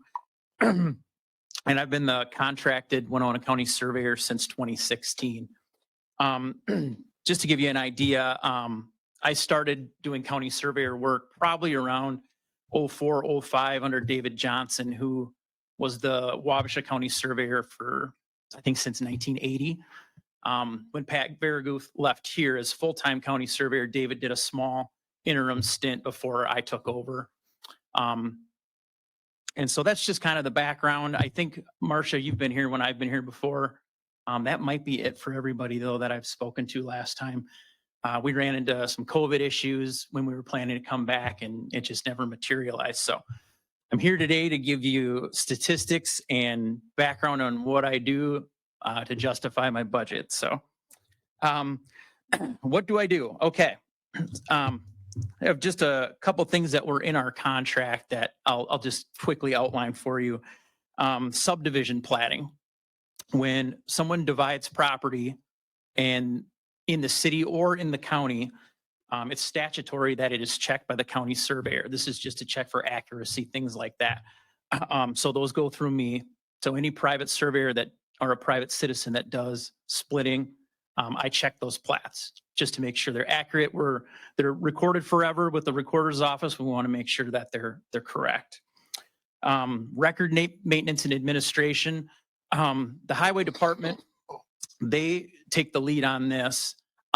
We have a survey filing ordinance, which the ability to have that is because we have an appointed county surveyor. And this is super valuable because it requires that every private survey be filed with the county and be available for public record. This is just key to making private surveys consistent. So when people are doing private survey work for citizens, they have that information available. If it was not available, there'd be wires getting crossed, information not available. So having an appointed county surveyor allows you to have that ordinance in place. I field phone calls from the public. My phone number is on the county surveyor's website. So when they reach out with questions, they come directly to me. So I spend time with them. We don't really specifically bill for that time in my budget. It's just incidental. A lot of times it's a 5-minute conversation, something that can just be cleared up, very minimally. So that's something that I do. The majority of my budget, which we'll go a little bit more in depth here, is on county remonumentation. Just to quickly give you an idea of what is that, what do we do? I provided you with a bunch of materials to look at. One was a county-wide map with these dots on it. So that's just to give you an idea. Back in kind of like the 1850s, the U.S. government kind of looked at the country in the 13 colonies, and the way that land was divided up, it was just complete chaos. And they decided we really need to do something here with the rest of the country. So I believe it was somewhere around the Ohio River, they started mapping the entire country out. And so the public land survey voyage began at that point. So every half a mile, teams of surveyors would survey in set wooden posts to mark square mile sections. And so they went out, they measured, they put a wood post in the ground, usually some stones around it. And then they would go out to several different trees and take notes, and they'd blaze the trees. And what that means is they would carve all the bark off them until the flesh wood was exposed. And then they would carve in, which corner they were at. So that in these notes still exist. They are fortunately online now. And so we still use those notes today with the work that we do. So, and just to touch lightly on this, it's incredible the accuracy that they managed to get measuring these half a mile and placing corners. If the ground was flat, I mean, the half a mile measurement is so on point. When you get into the hills, things can get a little crazy at that point. So People still get lost with Google Maps today. oh, sure. So our job is to restore and perpetuate all these corners. Why this is important is because everyone's property boundaries in the entire county, this is the foundation of how those are derived. And so if a private surveyor does not have that information, and they would need to reestablish these corners on their own, which the cost to do that to the private owner, which benefits people within 3-4 miles, it's a huge cost for them to bear. And when the original public land survey was completed, this cost was handed to each county to maintain and perpetuate these corners. Luckily for Winona County, you've had a history of county surveyors. I think, if I'm not mistaken, David Johnson was maybe the first one in 1980 for Wabasha County. So that is like a blank slate. The history of these corners, you got your 1850 information and there you are. You got to try to find these corners. In Winona County, you had most notably E.C. Burns did a ton of work right around the turn of the century. He went and sometimes it was stone monuments. Mostly he put these 2-inch iron pipes in to perpetuate these corners. And fortunately for him, a lot of these trees still existed, and even some wooden stakes or some other things that people had put in place. So he was able to restore these corners based on the actual trees that they marked in 1850. So unequivocally, that's where they put the corner. So that's what we do now. We have to go out and verify where these corners are. If there's no history, which sometimes there's not, we go through those same protocols where we look for these trees. I think I've found maybe 2 in my 20 years doing it. So they're not around very much anymore. But we do find the stones that other surveyors had placed in the ground and things like that. And so a lot of people say now, oh, you have GPS. Why is that important? You can just turn your GPS on and go out and find the corner. And that's completely not the case at all, because a GPS system, it allows us to measure more easily and more accurate, but the corner still is where it was placed at that time, no matter how inaccurate their measurements were. So until you know physically where that corner was, you can't just turn on a GPS and find it. And so that's part of what we're doing, is we're collecting county coordinates on each one of these corners as we're doing our work. And then your GIS systems use that, your county mapping, and it makes things a lot more accurate. So those are the services. That's kind of how we do on remonumentation. So I went ahead and did a huge deep dive on inventory. What have we gotten done since I've been here and what's been done in the past. So all those materials were provided to you. Just so the public has a little bit of reference here, I'll just read off So clarification. you Sure. got Black, blue, and red dots. Correct. Which are your dots? We're the blue. You're the blue. Okay. That's And correct. the black were the oldest? Correct. And Correct. then- The okay. black ones were done by when Pat Veraguth was here. Right. And he was the first county surveyor to put the coordinates on the actual certificates. Right. And that's our aim and our goal to do that. And then the red was an interim period That's the ones we still need to complete. you need to complete. Correct. A lot of red on there. There is. There is a lot of red on there. And so when you think of a conditional use permit coming in, trying to break off a little chunk of land from an existing parcel, this is where this is so critical. That's comes in correct. And such. So it is a service we need. Those rocks are hard to find. I've been there and done that. Yep. Metal detectors, shovels, Yeah. trying to find those corners. And I know where there's a few of them up by Alturo, and we were trying to figure out some land issues. Yeah. We found them. We had to dig. Yeah. So just to give you an idea, I calculated that the county is about 65% complete. And so if I project out what we've done in the last 7 years, I'm thinking it's, we could be added another 15 is until you'd become your total completion of the county. So, so my commission expires in April.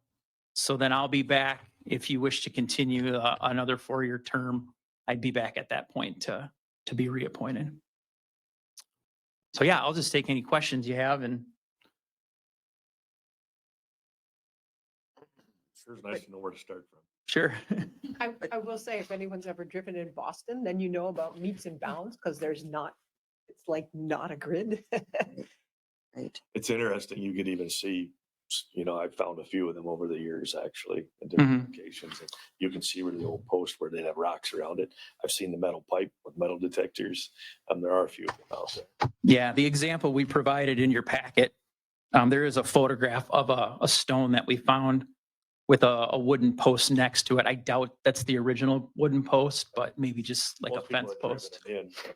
Yeah, you can see, and the ones that I had found actually had several stones in a formation, and it almost looked like they were. Yeah, there can be all sorts of crazy stuff like muskets and bottles of ashes and things. Cool. Commissioner Bagley, then Commissioner Ward. The question, so your projection, your guesstimate is 15 more years to complete this? Yeah. Okay, wonderful. And I also want to thank you for the important work that you do, because in the past, some like the most contentious issues that come before us are usually arguments over land and boundaries, where someone has actually been encroaching on somebody else's property for 10 or 20 years. This is a very important service. Thank you. Thank you. And I think key to all this is that all surveys are supposed to be registered, because in the past we had a lot of private surveyors. Yes. And they would hold that, and then there was conflict between landowners. And with land getting so expensive, it's more of a conflict today than it necessarily needs to be. But I do have a question. Within our county, we have the beacon, and we have the land survey and such.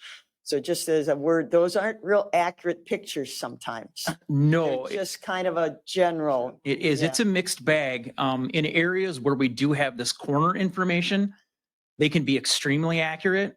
In other private survey work, the GIS guys are able to tweak those lines so they're very representative of what's there. Then there's other places like town of Dresbach or real small old communities where they do the best they can with what they got, and there's lines going through people's houses, and it makes my phone ring quite a bit when people see that on the screen. So you just cannot take those by any means to heart. Is there a way to distinguish that on GIS? Is there a way to say, hey, this is an Acker boundary line? No. I mean, or even noted, It is noted that, this is not a survey. You can't rely on this. There's a disclaimer on the website. We don't know what's back in the picture. Yeah.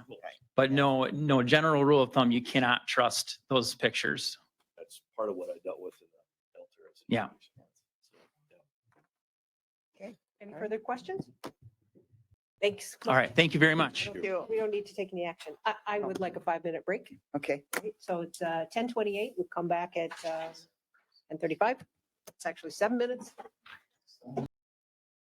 To 7.2, discuss the space consolidation of potential new public safety facility. The information in our packet starts at page 315, but we have some additional handouts. I've left copies for you, Commissioner Ward. Administrator Holt, are you going to start us off? If I may. Yes, please. Okay. So first of all, I want to thank everyone who helped the teams to put all of this together. And I hope I don't miss anybody, but it was Sheila Becker, Chelsea Wilbright, Aaron Levy, Pat Moga, Dave Kramer, Chad Lang, Scott Sensala, Ron Ganroot, and Jeff Mueller. So I just want to acknowledge and thank them for all of their assistance with this process. Our intent of bringing this forward is for the board to have discussion on how to best utilize the county-owned buildings. This includes to consolidate everything into the current county-owned buildings, continue leasing opportunities, purchase a building and consolidate, or build. So it took all factors into consideration.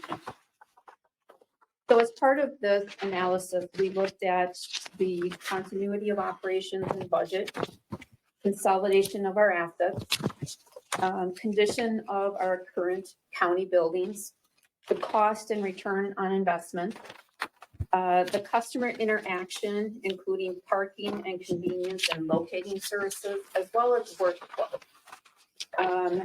Maximizing the use of the county-owned building space, and also opportunities for co-locating with other entities. So in summary, we are looking for direction, some decisions from the board. There are 4 that we laid out in the county board packet. So one is the license center services. There is the opportunity to privatize or continue serving, providing this service in the community. I do want to note that I did find a survey that was prepared by the Minnesota Deputy Registrars Association in January of 2022. And it states that at that time, there were 174 offices throughout the state of Minnesota. And about half, a little over half, are public, operated by cities and counties, and the others are privately owned. Minnesotans approximately have a deputy register office within 15 miles of their home. And again, this is per a survey that was done. So I just wanted to share that with you. Again, there is the opportunity to privatize, as you can see within the document that we provided. That is not what is being suggested. Mr. Elsing? Just one question. Are we going to kind of go through the whole thing and then go back and revisit these topics? Or are we going to take each topic individually and have a discussion? What is the preference of the board? I think that I think that this one probably stands on its own pretty well and is foundational for the next conversation. So I'm okay with just taking this one as it is, and probably the one for public health as well. Okay.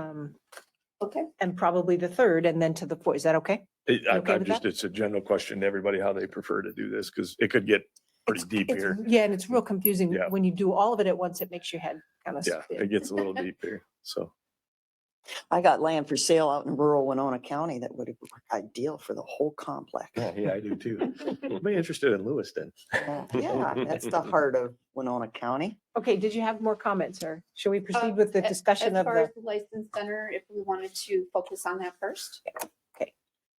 Commissioner Regley? At this is a general business meeting. So will we be making motions, or is it like just a general sense of the body that you're looking for? I think we're being asked to make a decision. Correct. Just to get something on the table, and maybe it won't work, is I'll make a motion to keep the county license center as part of the county operation. The main reason being is I understand the advantages to privatizing some functions, but I fear that if this were to happen, that means it would move to Rochester, and a lot of people would have to go a long ways to get. Now, if you're in St. Charles, Rochester. Probably Welcome to not that rural big a deal, America, yeah. Commissioner Bagley. Exactly. Yeah. But in terms of where most of the people in Winona County live, so that's the rationale for it. Is I do think there's a time and place to privatize, but I would like to keep this a county function. Different building, better hours, more user-friendly hours, but yes, I will. So my motion is to keep license center. I'll second that. Discussion. Mr. Ward. We briefly discussed this probably close to 15 years ago about privatizing it, but have we ever come by this? I don't know that we ever pursued, and I don't know it's a given that it would move to Rochester. I think actually, for me, the city of La Crescent does an awesome job. But there again, it's a city of La Crescent function. I'm not sure it's a given that it would move to Rochester. The state is the one that makes a decision about whether it will remain in Winona or not? No. No, No? if it's privatized, it's wherever they desire to operate. There is no The stipulation. vendor, whoever the vendor is. Correct. Okay. Is there a revenue loss with losing it into privatization or an additional cost added to it? But not to my knowledge. Actually, our budget for 2024 is about $45,000 Loss. negative. Yeah, loss. loss. So we're not Supporters money. making money. We're not breaking Right. even. So They're if we- not fully reimbursing. Right. So I also question Rochester, I believe all of them now are privatized, correct? Yeah, they have two, I think. 3. But although There's it 3, is the hosted, airport, Crossroads, there's 3. but it is hosted, one of them at least is hosted in their building. their Correct. One is government in center. the So that'd actually be 4. government center. Yeah, so there'd be 4 then. Yeah, so 4 locations, but the majority, and I think it's very limited what they can do there too, because I've stopped in there to do something before. Because again, that's a closer drive than it is to drive down here by 10 minutes or so.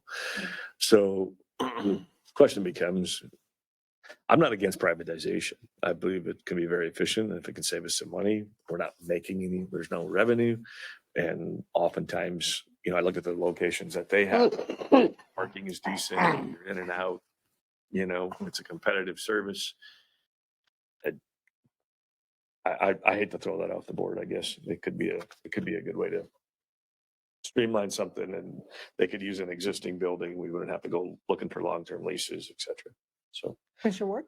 Well, it's frustrating that I think our neighbor, Wisconsin, you live in Wisconsin, I think you can go to a kiosk in a store and can you do everything at that kiosk? No. Okay, but you can renew, what can you do at that Tabs. tabs? That's Okay. pretty much it, really. Okay, all right. I mean, that they've used technology to simplify some of this stuff. And I don't know what, you can do a lot through the mail for Minnesota. Can you do everything through the mail? Some stuff you have to go in for. Okay, for these new ID. To some of the Tabs, title yeah. work, tabs you can. Tabs you can, but if you, honestly, if you get into trouble, my husband, someone stole his tabs and there was a whole, he had to go in to get it sorted out. He could I don't not. get in trouble. He I couldn't. stay find out that. That you know. of trouble. Okay, but I guess at some point, we don't know if there's interest in somebody privatizing it is my issue. And I don't know how you would go about to make that decision. If you get, being that we're losing $45,000 a year, it probably doesn't look like a good business model for someone to take it over, but we're not knowledgeable if somebody would take it over and maintain it in Winona, City of Winona. Commissioners, the question isn't whether somebody's interested. The question is, does Winona County want to continue to provide the service? That's the question. We can find someone if that's the direction you so choose to go. The question is, do you want to continue to provide the service? Yes or no? How can we make up the $45,000 loss? Is there any way to make it a cost neutral function in Winona County government? And Ms. Wilbright is in the, does anybody run, I guess, are there other counties that run their license center at a neutral? I would have to research that and reach out. The Department of Public Safety isn't fully communicating with me yet. We'll get there, Surprise, but surprise, right? the budget, it will shrink from a $45,000 negative. It will shrink a little bit. There's the fees going up for them. Yeah. We just don't have But we don't get to clarity keep on most of what- that goes to the state. we don't right? know. That's what I'm trying to figure out. What portion of those increases are going to be retained? So it won't be a 45,000 Right. negative in the hole, but I don't know that those increased fees are gonna net at zero. As far as how other counties operate and if theirs are net zero, I'd have to do some research. Commissioner Olson? This would be a question for Maureen. When we moved from the former bank building and they established it at the Winona Mall, it was it made money. I mean, that was the projection at the time. That's why we chose to keep it at that time. It was revenue. It produced revenue, Correct. even though it was minimal, but it did. It was in the black. Correct. Was it where did it start losing, or when? Was it the rent or the I don't have the It was answer to projected to that. go- I can look it Yeah. up. I mean, that's when we made that decision. That wasn't too many years ago. Right. It was in the black. So where do we go? Costs have increased What do we overall. pay? Right. You know, I would have to go through line by line to answer that question. I do not know. And the staff is I mean, we pay the staff, and of Right. course, we know that I just increases. look at the likelihood of ever increasing expenses in a static population. And the growth factor is on the west side of the county. And I can tell you right now, it's difficult to drive all the way down here versus in 18 minutes, I can be and go get it. Right now, I hate to give it to them, but time is money. So again, we look at the location, they're not expanding population, but an ever increasing. It's just another thing that says this privatization might be the better way to go. We're seeing the trend already. Commissioner Olson saying, hey, we were in the black, now we're in the red. Is that going to be the pattern? If we don't have a clear plan to pull it out of that, other than eliminating the lease expense, we know we can do that and put it into an existing building. You know, that's really the cash flow factor here that I see.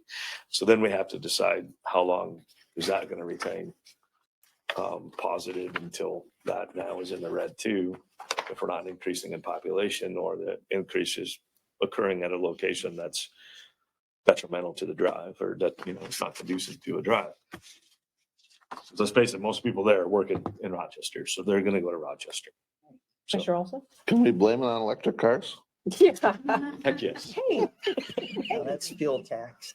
Commissioner Ward? Question, in your mapping here, so we're paying $26,400. That's the rent Yep. for that facility? Well, here, we got a school district that's gonna buy it. Maybe they'll give it to us for free. They like to hand out money and such. But then your additional document here, it's hard to read. Whose proposed drawing is this? Is this ours or is this theirs, what they're gonna use the building for? That is Hiawatha's proposal for what they're going to use the building for, and it does not include us. Okay, it does not include us. What's the little red? They have, I think it's 12 different schools that are part of that, and they have it sectioned by school area or topic. Yeah. And they're gonna consume the whole mall? Are they consuming No, the half little of it. out? They divided it in half. The plat that split it in half is no longer. They are purchasing the whole thing minus The little that outlets? old Midtown Foods area. That portion has been purchased already by a different entity. At the but they're- liquor store?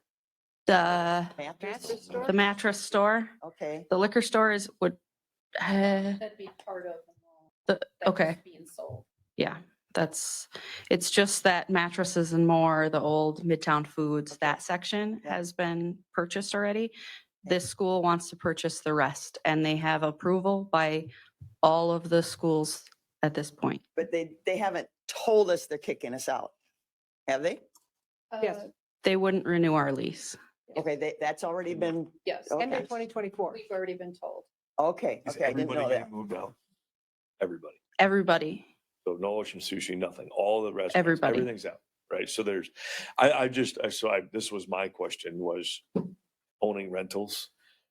When you have a government contract on post offices, it's a guaranteed check, right? And they're probably going to be there for a while and you know the check is going to be good.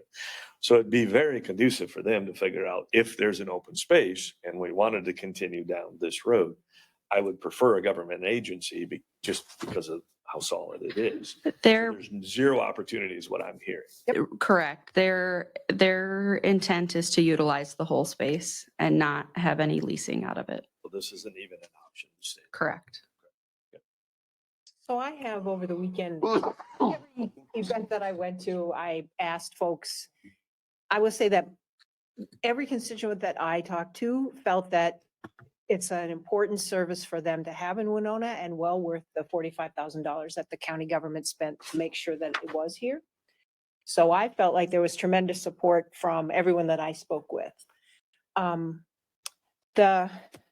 Okay, I had a second thing I was the second thing I wanted to talk about, I think this idea that all the growth is going to happen in St. Charles. In terms of population, it might be true, but I was just at a meeting where Lucy McMartin, the economic development person from the city, shared with us numbers about the tax value increase that has happened in the last few years inside the city of Winona from all of the development that has taken place.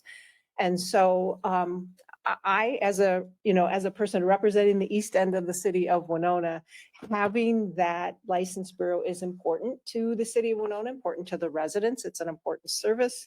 And I think important for the continued convenience and growth of the city of Winona. So I am going to support keeping that service here in Winona and that the county government support that service. So this Mr. Elson. closes the door for exploring privatization and forces us into finding a new location. Yes, if you're going to keep providing the service, we need to find a location. So my question is a little bit of the cart of the horse. To make a really educated decision, we almost need to explore the privatization first to see if that's even an option, correct? And what's the time frame again of knowing that we need to be out of this location? The end of 2024, December 2024. So we End have, of a year. yeah, so we have a little time on this to do a month or two where we could get some data. You'll call a couple other places somewhere and say, hey, would you be interested in putting a facility in? And this is off the table. We don't have to worry about building a new building or remodeling an existing, or is there room to move it into here? I don't know those answers. So Mr. Begley. You used that term cart and horse. I was going to use that later on as well. So much of this is what's the cart and what's the horse. Right. It's hard to figure out a lot It of it. is. I totally understand that. I'd like to proceed with the assumption that we will keep it if we can find a place to put it. But if we keep it and we need to find a place, at the same time, I think we could also do research to show like what the process of privatization, I think privatization would look like. I think it'd be good for us to know yes, if we did go that way, what that would look like and how that would work. Because other counties have, you said roughly half Correct. of them are already privatized. Correct. It'd be interesting to know like how that process works. So, but I'd like to proceed with the assumption that we will try to make it work. But maybe again, the cart, and there's lots of carts and lots of horses we have coming up here. If we can find a place to put it in the county, to put it here, but maybe that, but also at the same time, maybe I'm talking on both sides of my mouth, is just to figure out for future reference what it would look like to privatize. Mr. Ward. I think a critical piece, though, is to get this as close to cost neutral as we possibly Absolutely. can. And to I mean- improve the services and the hours. And, but what I hear, Commissioner Meyer, sorry, Rob, is the one thing about the county government that I hear continual concerns about is the license center, in terms of the non-friendly hours, user-friendly hours. And Well, one of the best things we did was we don't have to deal with it anymore. It's Yeah. over in another building. You know, when it was at the old bank building, you had to walk through the people and you got a lot of disgruntled people standing in the aisles waiting.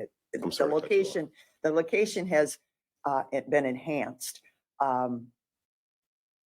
I think, to try and get cost neutral is critical, or as close to cost neutral as we possibly can. And, you know, I've always said previously, we should have had a drive-through. Mhm. So maybe we partner with Quick Trip or one of the fast food places to see if, you know, how they do things and how they would do it, how they would do it. Hours, yeah. I mean, it's archaic, with 8 to 4:30. People. take off work 7:30. at They open at 7:30. 7:30. Yep. Okay. But the all right. killer is after people have to take time off from work to Okay, get there. And yeah. I believe that, so just yesterday, we sent one of our workers up to go get tabs for some of our vehicles and it was 5:15. But they don't accept anybody after 4:30, right? So, I mean, I think I don't know if we're ever going to break the norm that a DNV is just this positive experience. I don't know if Winona County, if that's one of our biggest things we should focus on. I mean, the reality of it is it's a service. We have, we either say, does the county provide it? Do we privatize it? And I see more people privatizing than I do counties taking it back. And there has to be a reason for that. And even if we look at, if the Winona Mall is no longer, we're going to have cost incurred at moving it, remodeling it, building it, getting it right, changing it, updated things, new computers, the continued expense on, and Commissioner Meyer, I didn't mean that St. Charles the only growth factor. I'm just saying that that side of the county, as it continues to grow, chances are they are not going to patronize this. And that is where, you know, you can start looking at facilities that maybe own the Rochester ones that may want to come here and capitalize on both. And that takes the burden off the taxpayer, and hey, great for them. They could do some long-term planning and building and investing. And I just think there's got to be a reason for it. So I think we can't discount it. So. Okay, there is a motion on the floor made by Commissioner Bailey and seconded by Commissioner Meyer to keep the service and not privatize it. Is there further discussion? And that motion is with consideration that we're not discounting or taking away the ability to privatize. Well, that was not part of the original motion. If you would be, I'd be okay as a friendly amendment motion to keep it as a county government function and at the same time gather more information about privatization. Would you be okay as a seconder with that In what time frame? over the next year? Not the next 2 months, but over the next year. I don't know that that decision is soon enough for us to move forward in some of the other things we have to 6 months? consider. Not 2 months would be okay with how long, Commissioner. Or even Administrator. 1 month, I guess, And is that a reasonable time frame to maybe gather a little info? Well, I can't speak for Ms. Wilbright as far as what time it would take to gather information, but the longer we postpone a decision, the more difficult it's going to be to put things in motion and be out of the potential location by the deadline of the lease. Please be mindful that if we're going to keep it and we need to do a request for proposal, that's going to take time to get a contractor, to get professionals in here to tell us what we can and cannot do with our buildings. You know, there's a lot that needs to happen if we're going to consolidate into a current building. So I hear what you're saying to do the research, but I believe we need to move fairly quickly. Chelsea has it. And this is directed for you. I don't recall in our lease that if it sells, are we even guaranteed to be able to stay until 2024? Or can they terminate our lease early? That's my concern. I believe they can terminate early. However, when I talked to the Alex, or what's his name? Alexander? John, yep. John, he said that we were good through the end of our lease, that would be part of the agreement of the sale. That'd be a good headline, Commissioner Vagley. School district kicks out county. it's not the school district, but yeah. Yeah, I don't believe that.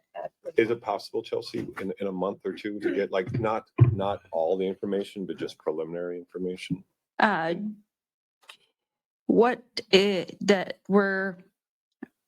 can work with other counties to get information on if they're net neutral or if they're aware of what portions are ours. And I can work with Kristen to see what the average processings take place and try to figure out what increased revenue based on the increased fees that are coming we will retain. I don't think that we have to do that in a month. I think it's more like what does it look like when a county transitions from county controlled to privatized services? Like, how does that look like? What's up? Is that what you were asking about, Commissioner? I am, yeah, just, you know, even just simply picking the phone up and saying, hey, XYZ company in Rochester, would you be interested in this? Yeah, actually we would, you know, yeah, and we're under a time frame. Yeah. Here's our situation. And a county that We need a recently couple did good- it. Yeah. County Is there recently- interest in it? Can we generate the interest? Yeah, if there's no interest, then If there's no interest, hey, we're going down this road, you know? I think for planning purposes, we need to make, for now, the assumption, this variable, the assumption is that we will keep the services while also exploring, just because we still have a little bit of time. Yeah. Not a lot of time, but a little bit of time. Yeah. Because we can keep the ball going on the other stuff as though we're going to do it. And if this comes to fruition, that this privatization, we might incur a small cost, administrative time and other things.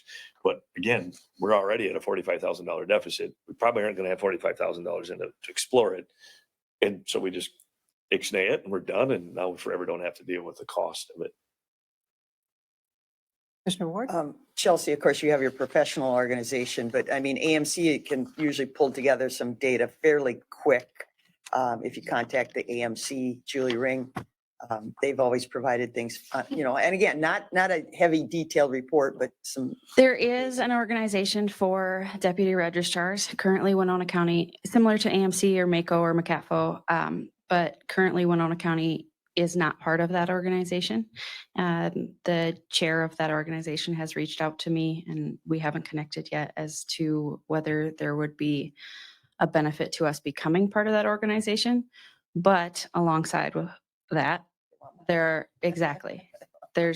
fees to it, and Sandra wasn't part of that organization in the past. I don't know if they have more appealing reasons to be part of it now, but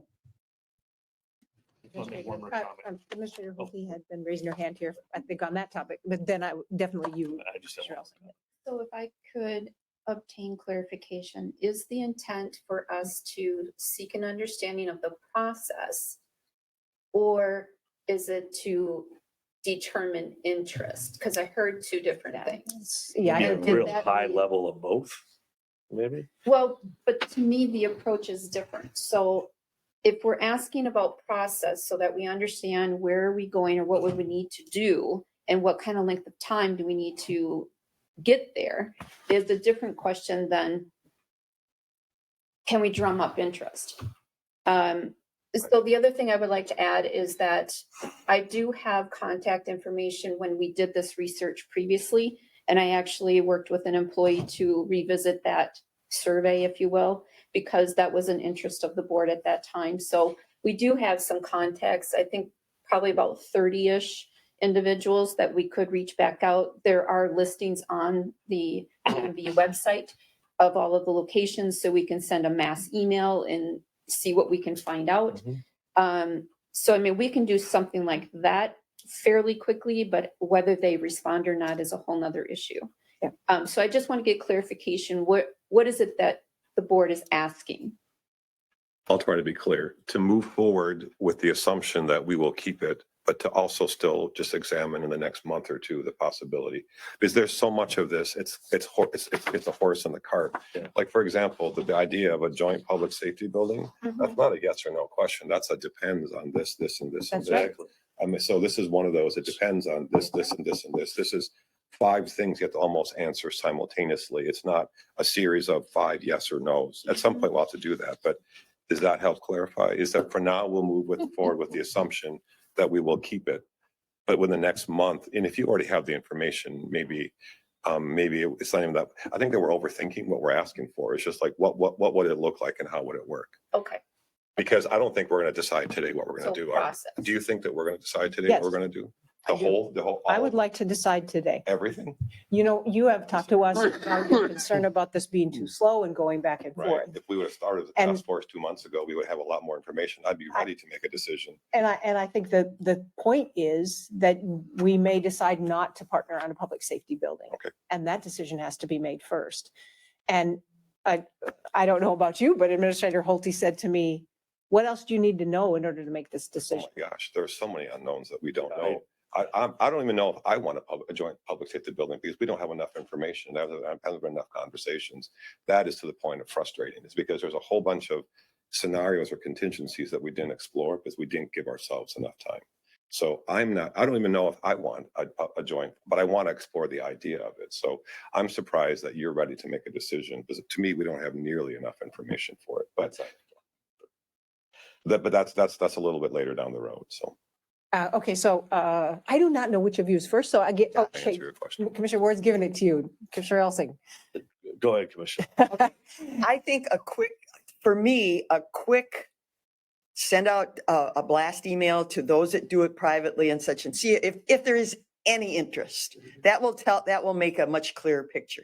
Somebody's interested, they will know how they've done it. If the people in Rochester or whatever in our neighborhood, they will know. If there is no interest within even a week to 10 days, then that's kind of made a clear. So I think you said you could do that fairly quickly, put out just, is there interest?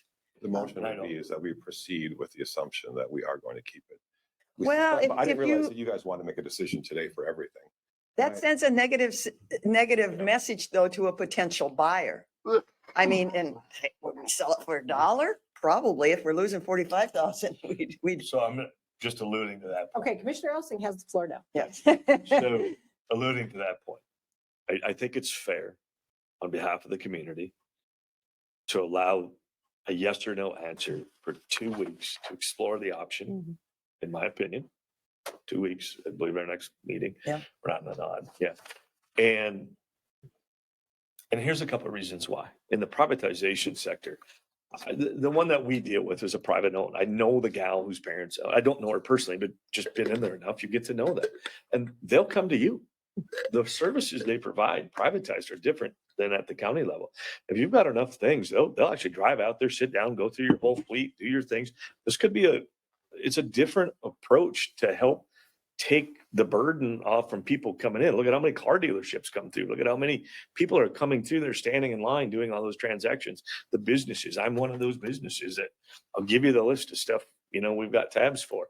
And so there's enough business there where they want that business, so they will drive to you. She was willing to drive from Rochester to St. Charles. Like, I'll sit down and go through these things with you. So it's a way to, in this privatization sector, to gain and keep and actually create a different service for the community. And so, and again, I could go on to some of these other things, but I also go back and say, there's a reason why other people are doing it. Rochester's probably pretty smart about a few things. They did it. As a business person, I understand the benefits to it. It could really be a service to our community. And then it's one less thing as a government entity and a function we got to worry about. And we can focus our time on other things. So I just hate to throw it away on a yes or no today, especially if we have the opportunity to take 2 weeks, explore that option, and then start putting this puzzle together like Commissioner Bagley is talking about this difficult task. So Thank you.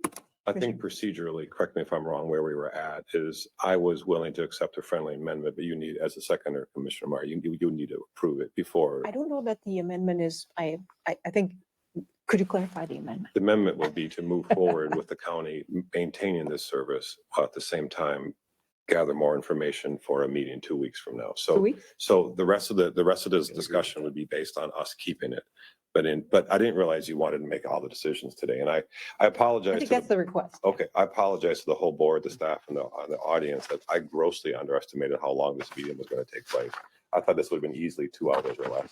So I didn't, the first half of the meeting, I didn't realize that'd be so long. So I'm going to need to leave at 11:25 or so. So I'll stay up until as long as, like, no bathroom, no lunch, no whatever, et cetera. Actually, no, that's not true. I can stay a little bit longer, but I'm sorry. I can actually go as long as 12:15 if I skip lunch. I can give you my peanuts. No, it's all Here's some good. peanuts. So Have a donut. Yeah, okay, Well, we got yeah, donuts. so I can go longer. But no, I can't go long. I'm sorry, 11:25. You think about it. Okay. Commissioner Bagley, you're burning the clock. Let's Yeah, go. let's go. Okay. I grossly misunderstood. I thought 2 hours would be way more than enough for this one. So I apologize to people that. So if the amendment is that we're gonna send out an email to the list that exists and see if we get anybody who says, okay, we would take it over if you wanted to privatize it, theoretically. And we're gonna hear back some kind of report in 2 weeks, I'll accept that as an amendment and retain my second. Okay. Yeah. Should we Further vote on- conversation. should We had a vote on a that? second on that? I seconded it. You seconded it? Yeah. Okay. Okay, so the motion has been amended and I accepted the amendment. So I think we're ready to take a vote. So I'm sorry, Ms. Hulte, does that make sense, the motion to Yes. maintain it as is, but within 2 weeks, we'll gather more information? okay, I'm not going to restate that, but okay. Got it. All those in favor, please signify by saying aye. Aye. If anyone's opposed, please say nay. Okay, the motion does carry. The next question has to do with potentially moving our public health. We rent 2,200 square feet at Parkview Office Building to move it back to the county office building. My understanding that those exam rooms and such were here to start with. And so, for example, the reason that sink exists is because this could have been or could be remodeled as an exam room. I met with Administrator Hulte and she shared with me some information that came from the staff in public health and they are in support of coming back. Oh, wow. They are in support. That was one of my questions because it Well, seems like there's all kinds of same synergy out there and more customer. I know very little about this, so I thought that it was was one of working my. well. Do you have those, do you have a report that tells us that or just, No, I worked with the supervisor, Melanie Frazier. so why do they want to come back? Continuity with the rest of the department. You know, I really didn't get all the list from them. Just in a nutshell, that they were not opposed. As long as there were some things that were met, such as the refrigerator, the rooms in which they need to meet with clients, the sinks, an immunization room, cupboards. I mean, they're like equipment kind of things. So I understood that there was the one issue had to do when we did clinics for vaccinations, that there was frequently confusion from people coming to come to our clinic or to get shots from our public health offices, that they accidentally go to the main desk at Winona Health. Winona Health, and that they are not always correctly directed to us, and that we just haven't been able to get that straightened out despite efforts to do so. Correct. So I think that's a potential benefit. So when we look at 2,200 square feet, this room's approximately 1,000, so you need a little over twice this much area. Where in the building do we have that?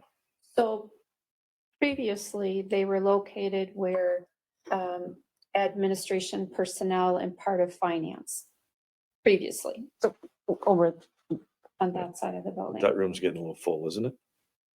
Understandably, but what we were saying in the scenarios is that if there is interest to move them back, then we would need to shuffle the departments around. Yes, and yeah, Right, even this whether on room different and- floors, different buildings, it depends.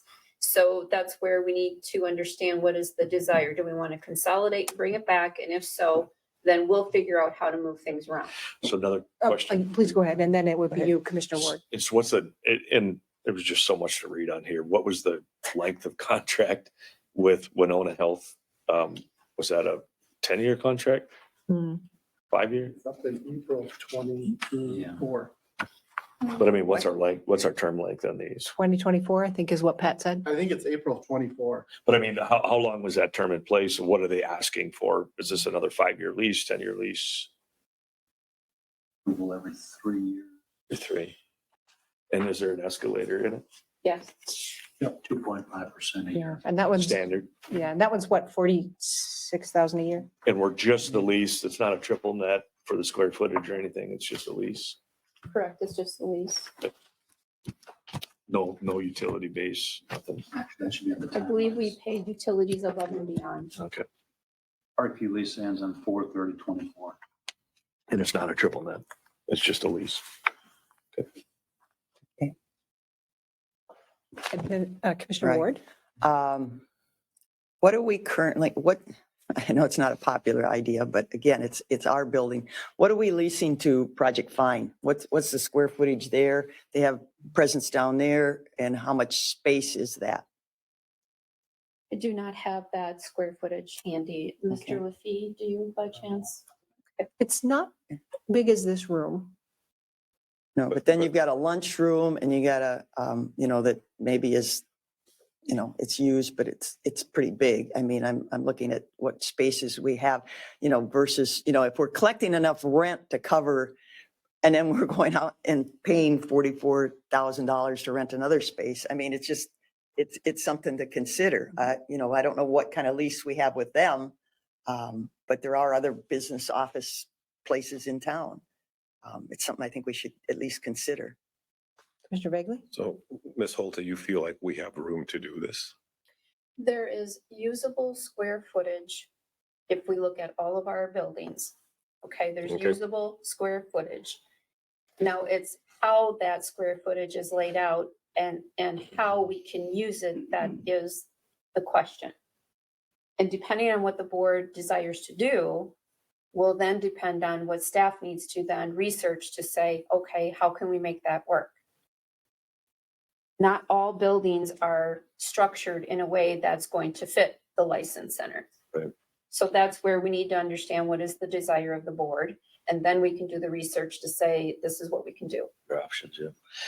So let's just say hypothetically we move this public health here. Does it take away from the ability to do something else? Bring something else into the building, any organization. It's kind of the opportunity cost. Okay, we move this here, but now we might be looking at doing something else, and are we displacing that opportunity? Are we aware of any of those?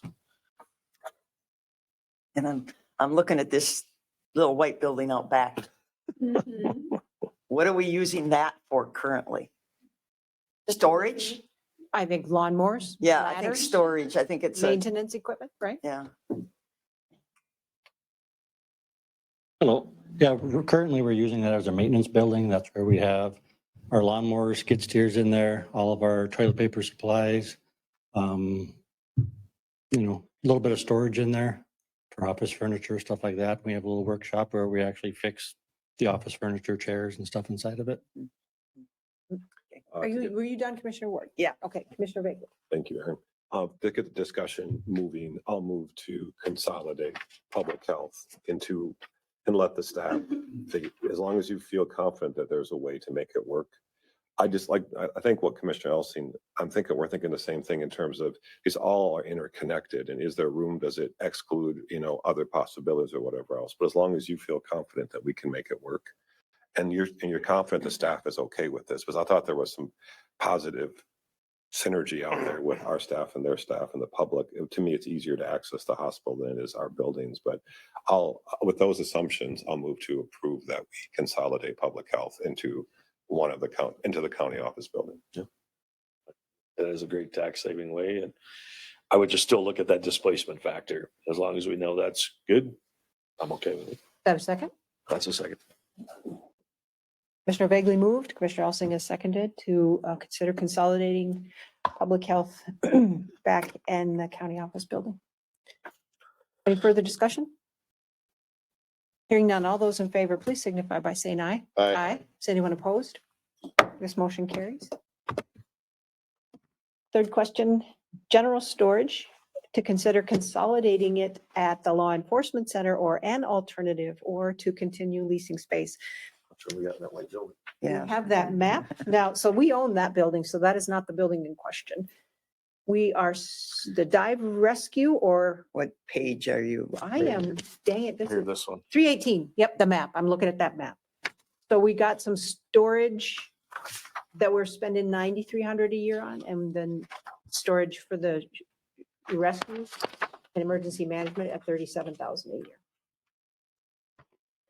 So for clarification, that inquiry is the general storage, Okay, not dive and rescue. okay. There's two Oh, separate. general storage. Yeah, that's what it says that. I see that. What's What are the we- square footage on that again? Is that the 9,000 figure? Yep. Yes. 1,940 square feet. 1940. So that's a per lease. And what kind of stuff are we storing? Boxes or vehicles, or what kind of access type of stuff? Just general warehouse storage. This is records. the hot Records, cash and- yeah. Commissioner, Wasn't that, if I recall, that was like fireproof storage area or protected? I don't thought believe that it's was a- fireproof. I thought that room had fire protection or specific to critical storage. It's in the basement over at the Hawkins Ash Building. It is a sprinkled building with fire suppression and temperature controlled. But it is in the basement, and it is mostly records of just files, and for the recorder's office, a lot of the old plat books and stuff like that sits down there. I remember seeing those. See, it's not fireproof though, right? Not fireproof. Okay. Nothing's Were you done, Commissioner Olson? Yeah. Okay, so once again, I don't know which of you is first, so, I'll go this time. okay, How about that? Mr. Elsing and 20 then cents a Commissioner square Ward. foot. That's very cheap for storage. I will say that. Owning storage locations, that is a 20 cents a square. 20 cents a square foot. That's pretty cheap. So, the only way I think we're going to save any money is if we can find a hole that we already own. We got plenty of holes now. So that's not bad for 1,940 square feet for $9,000. So You look puzzled. Is that accurate or not? I think that, He looks very puzzled. He's thinking, I can see. is that the square footage? I think it's around 2,000 square feet. in if the it's basement. 1,940, 1940. that's Around 9,300, 2,000. that's roughly 20 cents a square foot. Okay. Right. Per month. Well, the first question is, even in a household, you stick stuff in boxes and you put it away and you're storing it until you're deaf and then you throw it in a dumpster. I mean, so it takes time. I understand it takes Hopefully time and you- there's some At house, valuable. at your house, you don't have legal retention storage I requirements. know, I know. For your old There's- sweaters and shoes. Right, there's some stuff you need to do, but I did take the time last week to Still cheap. go through space that we have now vacated in the, call it law enforcement, the old jail or whatever. There's a lot of space over there. And there's a lot of junk sitting around too that needs to be cleaned out and understandably and such. But I guess it's a cheap, I'm not saying to Rent. keep it there. I'm just saying, I Yeah. don't think you're gonna find anywhere cheaper. cheaper if we unless we can't- move it unless we move it. into, That is into. exactly my And point. again, that's part of this, the pieces of the puzzle to solve, what do we do with, I mean, we've got sprinkled, the annex is sprinkled downstairs. We had people living there, so I'm assuming it's dry. Does it have fire suppression? Well, it's sprinkled because Yes, they it live. does. It They has live fire there. suppression in the annex? The annex Yeah. does, yes. Yeah, and such. So I mean, again, to ask us about that, it's cart, horse, buggy. I think we've got space when we look at the places that are now sitting empty because of the new jail expansion, and that will take some time to figure out how to use those spaces. But how long is that lease for? How long does that go? And I think I- it really needs to be gone through Missed the notice date on. to comply with the retention. I've been in contact with Mr. Waltz over there about our intentions of the smaller one and then The larger. unit. the large unit, yes. So This year. The end of this year. End of 23, 12/23. Our current lease is through the end of this year. okay, Correct. right. Okay. And are they willing to continue it, or is it they've got another tenant? We don't. Nope, they're willing to continue if we want to continue. In there a 1-year lease, excuse me. Yeah, Or 1 year. I believe these were they 3 or 5s, I believe. 3% increase. Negotiate a 1 year. I'm sure we could. I mean, Yeah. yeah, maybe it'd go up some, but. So again- Give us a little time. Open to moving it? Oh, well, we got to figure, again, there's a gotta lot move. of space sitting over there that nothing going on right now that we need to utilize. Got a motion? That's a motion to, Motion to move. well, I guess To we got consider to it? consider it. Yes, Yeah. I'll Consider second that motion. bringing Okay. the records. Okay, I'm confused. What was it? Motion to consider bringing, not leasing the $9,385 facility, whatever. And one bringing that the is. storage back to the Bringing LAC. storage back internally. And this motion was made by Commissioner Ward and seconded by Commissioner Elsing. I got space under my desk here. You can put a few boxes here and label them. It's gonna be the health room. We can't do it. Yeah, we can make it the health room from noon to 4:30. Is there Multi. further discussion? Put a pad on here and it's an exam table. Okay, all those in favor, you want to please signify by saying aye. Aye. If anyone's opposed, please say nay. Okay, we are open to moving the general storage here to the LAC, or over to the LAC. Okay, so the last question is kind of the big one. I assume that's why Mr. Ugal is here. We're going to discuss co-locating with the city of Winona, a new public safety building. Dive and rescue, that's a huge amount. And so we're not considering anything there. I mean, I know they got all their boats and stuff like that, and they want drive-in and they want heated and they want, That's but- 5,000 square feet. Yep, yeah, but it's a big chunk of change. it is. Right, so the alternatives that the team discussed were the potential of purchasing a new property and moving all of like the license, the potentially leasing with the state DMV, dive and rescue storage and general storage into a new property, if you will, or continuing the lease that we have. I mean, there is an option if there is to co-locate with the city with a public facility, public safety facility, and then adding on like a garage or storage space onto that facility, that's an option. So if the co-locating is something that you desire to do. So 5,000 square foot, there's $7.40 a year, which is a somewhat going rate, reasonable rate. I mean, if you're in Rochester, you're looking at 8 to 12. So it's important to note that that building that we're currently leasing will need repairs and that will be at the county's expense. So it's a That was triple part of the net lease. lease. Yeah. And we need that much space. I mean, is it full?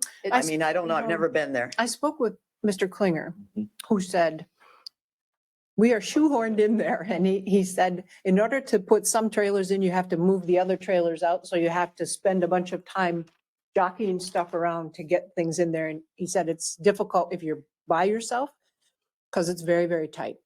Everywhere So, else. and he was saying, no, not less, maybe more. Commissioner, when Commissioner Ward is done, Commissioner Should probably Baker. go take a look at it.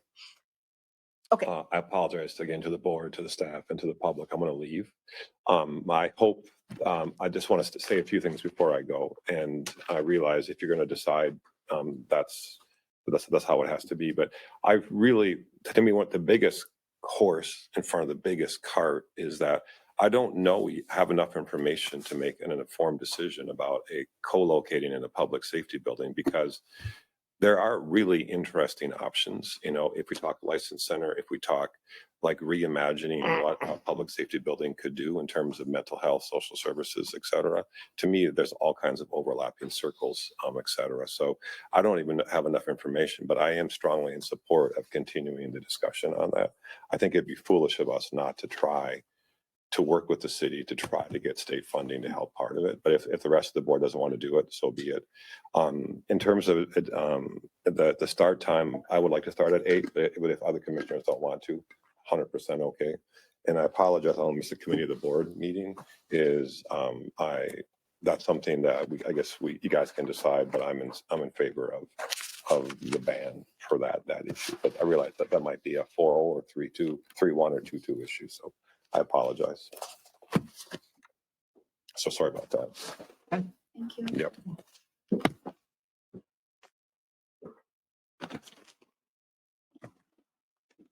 does the board want to continue with this discussion?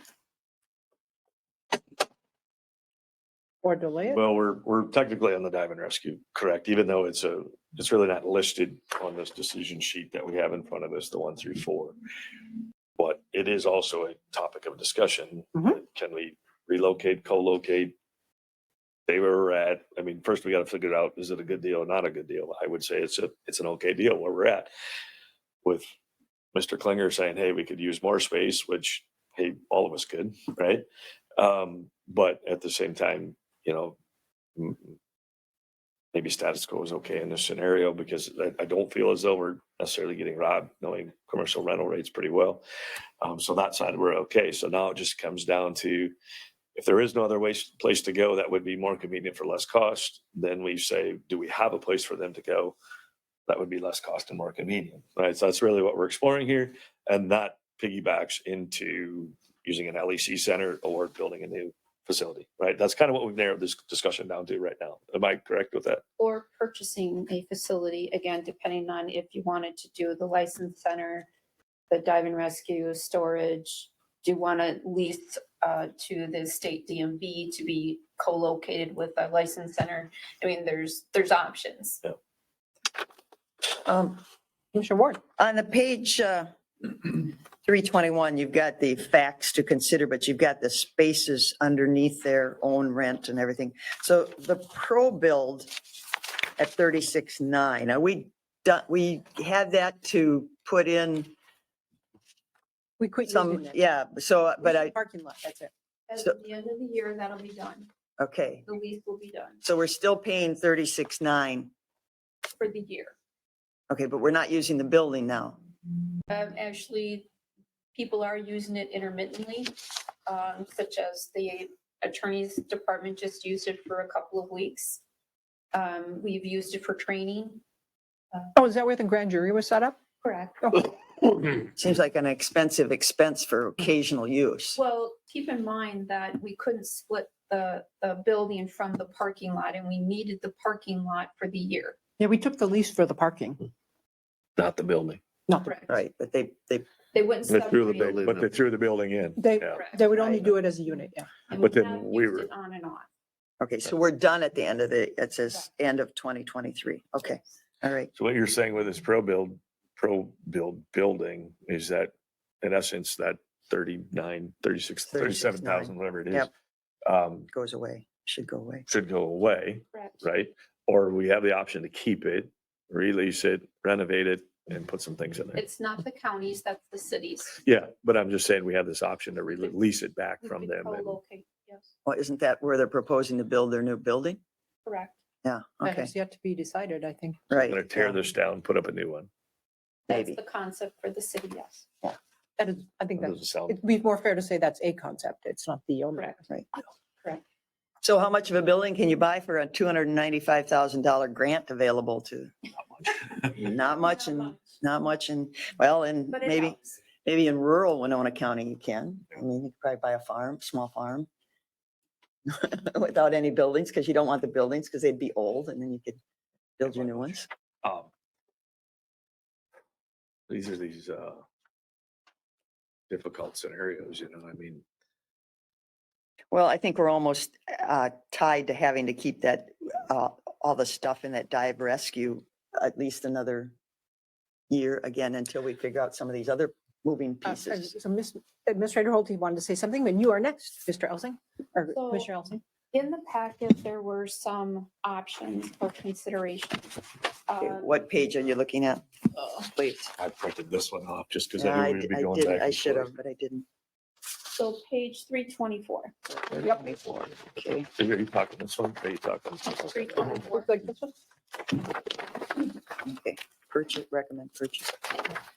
So this is where we were referencing a couple of options of purchase a new property and then kind of moving public health to the COB, move the admin and personnel in the boardroom to the LEC. These are just concepts. It doesn't mean you have to do them. Move the following to a potential new property, the license center, potential lease to the state DMV, dive and rescue storage, and then general storage. It lists the benefits of that, but also some concerns. So part of what I wanted to touch base on real quickly is the concept of co-locating with the city. If that is an option the board desires to do, there are some abilities to put in a agreement, about whether the county would pay rent or any compensation for space for X duration of time. The key thing with the co-located facility is the city would need to be the owner of the building Mhm. for 30 years. And so, there are things that can be put into an agreement as far as what the county would contribute. The thing for the board to determine is, are we willing to invest in the building for approximately $7 to $8 million? And again, approximate, because we don't have concrete numbers. So please The proceed. difficult Commissioner part Elsing. to me is that it does two things. It takes, and I don't mean this in a facetious way, but it takes some of the control away from the county. And I believe as a county entity, we kind of have a little bit of authority over our municipalities. Two is it also ties into something for 30 years. And that, I don't want to use the word scares, but it deters options for 30 years. It deters other possibilities for 30 years. We set a precedent that I hope many other commissioners sit here after me and have to deal with. And I don't want, I don't think just that in itself puts the brakes on for me and says, wait a minute here, it's one thing if we're going to do it as a county and we're in control. It's another thing that we don't know idiosyncrasies between new police chiefs and county sheriffs and relationships and all these things that can come after us. And we hope that all goes well, but we don't always guarantee that it's going to. So that right in itself says this becomes a secondary option down the line when every other option is completely exhausted. That's my take. Commissioner Ward? Luckily I had the time to spend with Sheriff Ganrod before he went on his family trip. To Japan? Japan. He's in Japan as we speak. Good for him. Yes. His in-laws are, I think he said 87 and 90, and it's important that they know who their next generation is.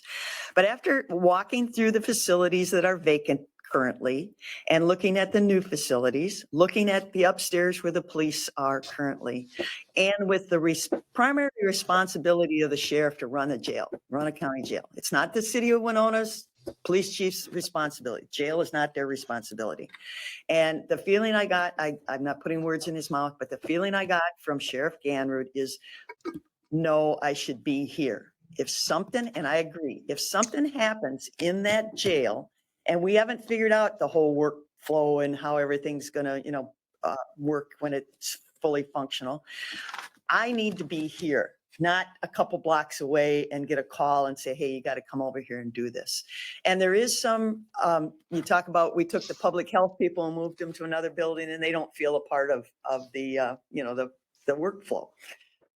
I think we would lose a lot of workflow between our jail staff, our sheriff's department, the whole, we've preached that we have to have all this mental health casework, and programs and everything. And I think the sheriff and the county attorneys right there, I think just to move them, and again, at the expense that we're talking, that we wouldn't have control. It would be, yes, you can write a lease and everything, but we would not be in control of it. I don't think it's in the best interest of the property taxpayers to do that. Also, I've had calls from other smaller municipalities around. They don't want to pay for it. They said if the city of Winona wants to do it, fine, let them go ahead. But you're asking all the taxpayers in Winona County, again, to pay for a major, large, functioning new building. And they don't really see it as a benefit to them because police is separate than sheriff. And so I said earlier, if we go Coal Lake and everything, what's the benefit for out County Winona? Are the police coming out to do work in the rural county? No, that's not going to change and such. So I just, again, with conversations with Sheriff Gander and everything, I see no need to even think about moving.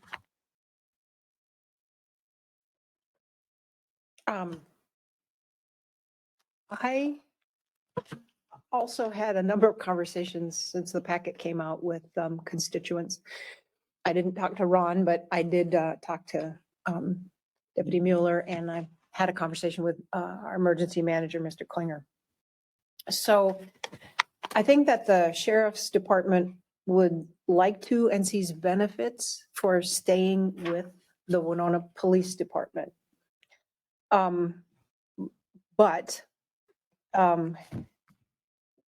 from a financial perspective, when I sort of and I met with Administrator Holte to sort of walk through all of the numbers.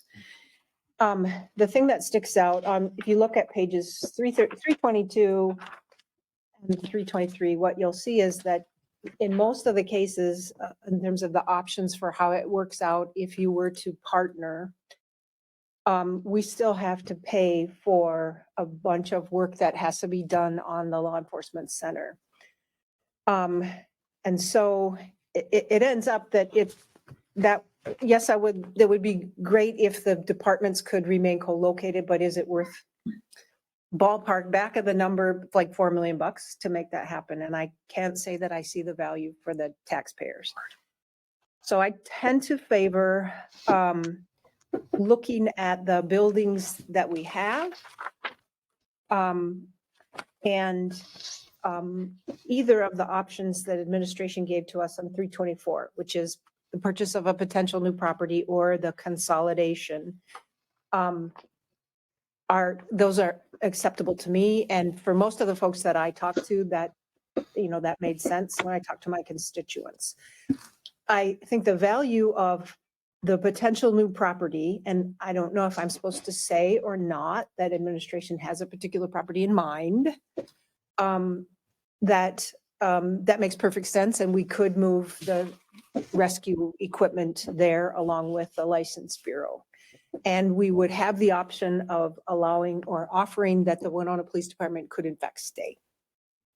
The consolidation option that we stay, meaning in the building. In the current. Yep. Okay. Now they may choose not to do that, and I do want to They're talking about cooperate buying with the St. city of Stan's. Winona. Pretty I positive. certainly think that there's a lot of opportunities for the county and the city to partner and to get along and to do things with synergies. Oh. I think probably at this point in time, it's not the right time for this one. And that maybe if it had happened back when we were planning the jail in the first place and we could have done it for 12 instead of 42, maybe makes more sense to me at that point. So either of these are acceptable to me. The one thing I did want to share is that I in speaking with folks from the sheriff's department, there are some, all right, when I look at the $4.1 million are the items that we had on our capital improvement plan, right? And what I have heard is that there's a need for a number of things, a need for interview rooms, that a need for a place for safer processing of evidence, including maybe stuff that might have fentanyl where there needs to be the right kind of ventilation. And that potentially there need to be some improvements in the place where the evidence is stored because it's had some climate control issues in the past. And it doesn't look as if the 4.1 includes, that stuff. So I would advocate for, making those improvements if that was the plan that we chose to go with. Well, I think the 4.1 some things need to be phased in. It's our building. I think we need to maintain it. We need to make the best use out of it versus, and I heard this a couple of times and it's disturbing to me that, oh, we thought you were going to knock this building down and we were, going to have all new. Well, that didn't come through in discussions. We were never asked if the county board, I don't think was ever asked, we were going to knock down the law enforcement center part of the building, the jail cells and the basement and everything. I mean, that wasn't my intention to knock it down and Administrator go Holden, forward. are you done? Yeah. Okay. Administrator Holden. Just an important note, if the board decides to repurpose the old LEC, the work, there's very little that can be phased. And the reason is that if you're going to repurpose it, those things need to be done prior to doing the remodeling. So there are things, maybe the roof or, some kind of miscellaneous things that can be staggered with time. But a number of those action pieces need to be done in order to remodel.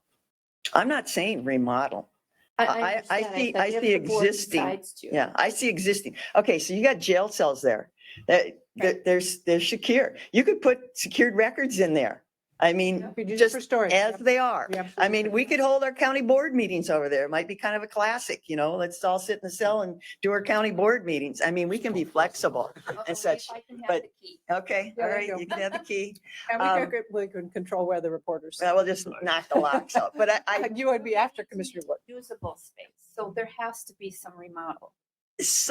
But I don't know if we need to go gangbusters because you talk about the way it was built. Yes, it's long hallways and little offices. But as I toured it, I saw a lot of little offices sitting empty and they could be used. And I see a lot of offices sitting there. And I'm sorry to say, there's a lot of junk in those offices that probably even the ones that they're using. Again, you always constantly need to clean house. I and stuff. understand that. And I think that'll open up a lot of options. When you say remodeling, are you knocking down walls and well? Depends on how are we going to repurpose the space. Let's say that. So usable space still has to be modeled to be usable. And I guess that's a matter of interpretation, what's usable space. But it depends what we need to move into the building. Right. Mr. Elson. Just like we would in a private sector where we can't go out and ask for money. We have to have the money. We can borrow money, but we can't go ask anybody for it. We would identify a course of action that says these are the necessity things. This is what it takes to just physically occupy.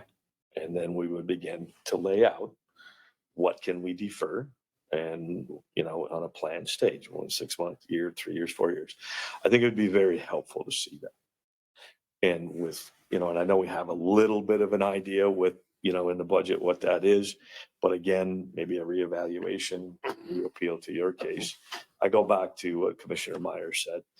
I would love to explore some of these other ideas, but I believe that the palatability, and I mentioned this last time, the palatability of a new center to the community, I've not met anybody that have said once. So sometimes even if it's a good idea, if it's not palatable, there's distrust. That's because we can't go out and explain it to every single person. And so it creates distrust in boards, in employees and everything else. And I believe again, even in business, sometimes if things look great, but if it burdens your employees and they don't want to be there, it doesn't work. So I go back to the palatability of the community and I say, we have to look at going down this road. And I believe what I'm hearing is this: we have these repairs and we have a course to action, and we have hey, there's a lot of action, and we need to figure out what that really looks like and determine what's the front load cost to the community to do this. There's a front load cost either way, whether we build one or whether we do this. This might be an easier course of action and reduce that front load cost to get into this. And the nice thing is depending on what the clean slate looks like, we might be able to kind of rearrange things to make it a little more accommodating. And then we just got to cost average that back into what that front load cost is. So I just think this is the better way to go. Commissioner Ward? A question was raised, and I see Mr. Ubel is here. Okay, so when I talk to state legislators at a number of different venues, and they're not my state legislators, they're state across the state, they keep asking the question, why aren't counties regionalizing more? Well, part of it's the way the state has set us up. But the question was asked, okay, the city got $7 million to do something. Can that, with that concept of trying to stay together, can that 7 million be used to remodel the existing facility? Or is it specifically slated for total new construction? I don't know what strings came with that money, but can that be if they would decide to stay and want to do some, remodeling and fixing up? Is that an option with that money? Or do we need to go ask the legislators that are appropriated, can this money be used to improve an existing facility? Okay, I'm gonna, Administrator Holte, could you answer, and the new Commissioner Olson are after that? I would most certainly defer to Mr. Ubel. My understanding is they need to have a joint facility. Now, I don't have the exact description, so that's where I would. It would defer to still be a Mr. Ubel. joint, if you're talking joint facility, that's what we have now, and it would be. I would guess the options that they had in mind were presented to us when BKB was here. But I mean, was the question asked that? One And I of them don't was, know that was one of the options, but it's. Spend the money on remodeling the existing? Uh, I don't know that I know that. No, it had a lot of additional things. Commissioner Olson? If I remember correctly, they made that decision, to move on. So They did, the city did. the city, right? We will not be exploring any opportunity at that building, right? No. Current footage. Put you on the hot seat. Yeah. But if you don't get the money, what's your options? Chair Meyer and Commissioners, so let me understand your question, Greg. You stood at that podium and said to us that the city council has decided that they are not going to explore any co-use of the current law enforcement center location. That's correct. However, the one caveat that I would add in the discussion that's today, and now that I have the mic, is these are the questions I think that we need to get together and discuss. If you're going to remodel the LEC, that's a whole different topic now. Part of the reason why we are exploring to move out of the LEC was involved with evidence, with intake, with parking. So if the county is going to spend money on renovating the LEC for better intake and evidence handling, that's a different discussion than what we started several months ago. Okay. So, and I think that ultimately is the reason why, at least in my discussion with Administrator Holte, is that was our intent of getting together with the county board and having those further discussions. Because again, we're mindful of how tax dollars are going to be spent as well. But so we don't know the total price of a new building. We keep saying 7 million, but again, if there's some efficiencies there or different revenue streams, I would just ask the question, what if it's 4? And then you're 4 to renovate LEC, but we haven't even met to have those discussions. So, but to answer your question directly, we were going to move on looking at our own facility or a joint facility again, to repeat, either with fire. We've certainly had discussions now that have moved from fire to ambulance, and whether or not sheriff and law enforcement want to combine. But again, now if you enter in these different factors, this is new information we haven't discussed. But you Commissioner threw out Olson 4 and and 7, then Commissioner but that's just what you're saying, our portion. Commissioner, Well, I mean, that Commissioner Olson has the floor. you but can't build a can be building next. for 7. So I was going under the premise that that decision's been made to move on. And today I'm counting votes. Because I like to continue the discussion of some sort of cooperation. I think that's important. And I know that we have to make a decision also. And kicking the can down the road is, the road's coming to an end. So I was watching this all unfold just now as with the premise that that's done. City's done over there. I'm counting 3 here that don't want to have any more discussion of moving and co-locating. And I'm frustrated because I would like to cooperate and get something done. And I want the taxpayers to benefit from our cooperation. And I don't think doing this is gonna help. I'd rather do this. So you just it's like Moses. Okay, so Commissioner Ward, then Commissioner. That there is a possibility of continuing this conversation if we're willing to invest over there. Again, I would repeat that we went, and I said it at the last county board meeting. I think it's an important piece. The city council hasn't approved funding for a new building. They haven't approved a location. So I mentioned, I think 2 county board meetings ago, that we don't have a place to go. We were exploring moving out. That was the path that we were on. That's the direction from council. Look to see if we can receive some state funding for co-locating public safety facilities. We never came to this board and said, we're moving out. That's it, done 100%. We've been rather open that we have decisions to make along the way, but the direction from our council was explore a joint facility. So then today, if it's, hey, we're remodeling the LEC and we're going to put evidence and training rooms and interview rooms, these were all some of the concepts of why we didn't want to stay. So, Well, so why, I mean, in my thought process, why would I leave that major piece of real estate with potential for buildings? Why wouldn't I not use it? Were you thinking I was going to knock it down and make a hole? I guess that's, the existing law enforcement center, the old jail and everything. Did people think we were going to knock it down and leave a hole there?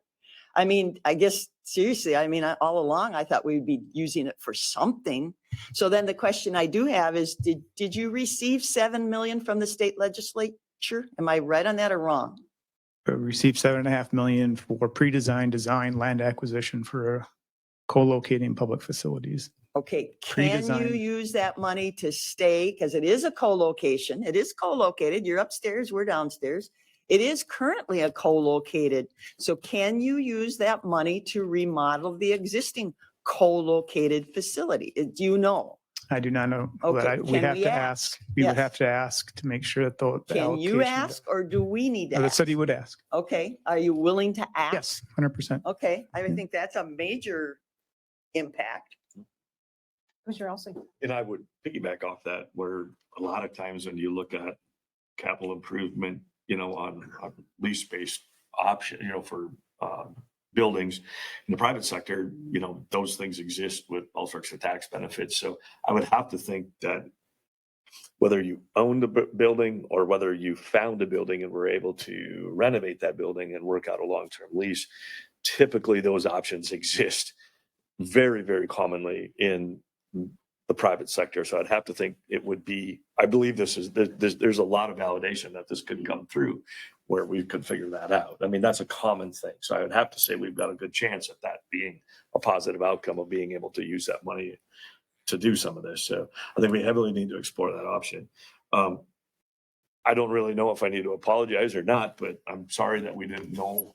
We're sorry that we didn't make it available or know. to the city that, hey, this could be a continuance option of remodeling this. And I think all of us are a little got the deer in the headlight look right now because we don't really know what to do. And we're trying to explore all these options and figure out what the best thing to do is. So, you know. I think, Mr. Ubel, every presentation that I've been at and even those that came back that were for us in terms of partnership, we're still talking about 40 million and a 39,000 square foot footprint. And that I think is not a thing that I'll just speak for myself. It's like, no, I've been straight about what my priorities are. We've invested 28 million in the jail. So I now would like us to have an investment in improving our access to health and human services. I'd like us to have some community-based centers for services, especially focusing on kids. I'd like us to have a wrong door. I mean, I have a number of issues related to health and human services. And so to focus on building a $40 million facility, even if our share is only 8 million, it's still beyond what I like it. To me, it takes money away from the things that are important to me. And I've been pretty straight about that from the beginning. So I just want to clarify, just so on the record, really clear, that our ask to the state involves both facilities. And so we keep using that number, which again was presented by BKV. And this goes back to Commissioner Ward's question in the packet today. It's not incorrect, but I want to be really clear. That's the total cost of both facilities, meaning fire and ambulance and sheriff and police. The combined building of law enforcement is not 42 million. I can tell you with great confidence that I wouldn't recommend that to my council to go out and take out debt in 42 million. So it's a half of a half. And we keep mentioning that. And see, there's some of the details that I think, again, I think you know where I'm at. I think these discussions have to continue to happen because we're using an assumption that it's 42 million just for the police and sheriff to co-locate. That number was 42 million in a total project cost for fire ambulance, which has nothing to do with the county, unless you want some other services in that building, and sheriff and police. So if you take 42 times, and we assume we're going to get half from the state and then half of that, that's where you get that 7 or 8 million.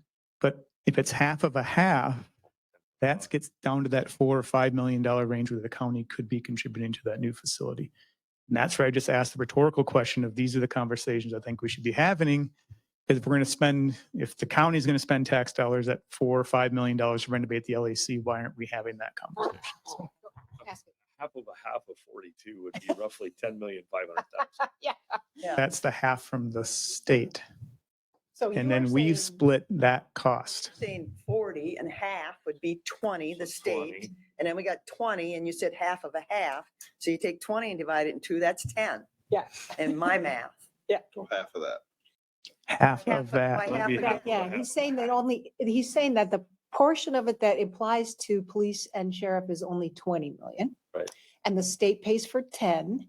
And then the remainder is split between the city and the county. And then he's saying that's 5, not 8, but 5. Again, Again, why would I these spend are- 5 million in a building I don't own. I'm puzzled with that, but that's my mindset. And as I said to to Administrator Holte, the ownership, we don't need to negotiate here. But because it's state bonding, the city would have to own. That doesn't mean that we wouldn't charge the county rent. You put $5 million into this building, why would we charge you rent? Those are the things we would discuss if we want to have that discussion or not, but. So. The operational cost, things like that come into play long-term. Well, for me, the big question is, what can the city do with that 7 million that they've already gotten? Is that a fluid amount that can be used to, because it is a co-located facility currently. So just to clarify on that point as well, was the 7.5 million is for Planning.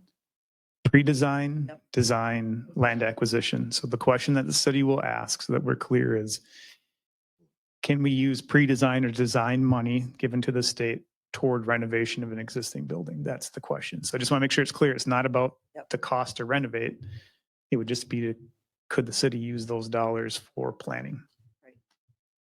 Just have a quick hypothetical so I can understand. So you got 7.5 million design, pre-designed land acquisition. Let's say you decide, I can't do this. You give the money back. No, they already spent it. Well, that's what I mean. I mean, how you just, let's just say, I mean, the largest portion is going to be land acquisition, design, pre-design. You might spend 500,000 to $1 million tops on a $42 million business or $42 million building. So, typically 5%. So, when you look at that, what happens if you don't spend it? I mean, I guess that's my question. It's a lot of money to give, almost kind of like a maybe, like, well, maybe it'll go through, it won't. Do you know what they're asking for that? Basically forcing you to do something by taking the money, because you can't spend it.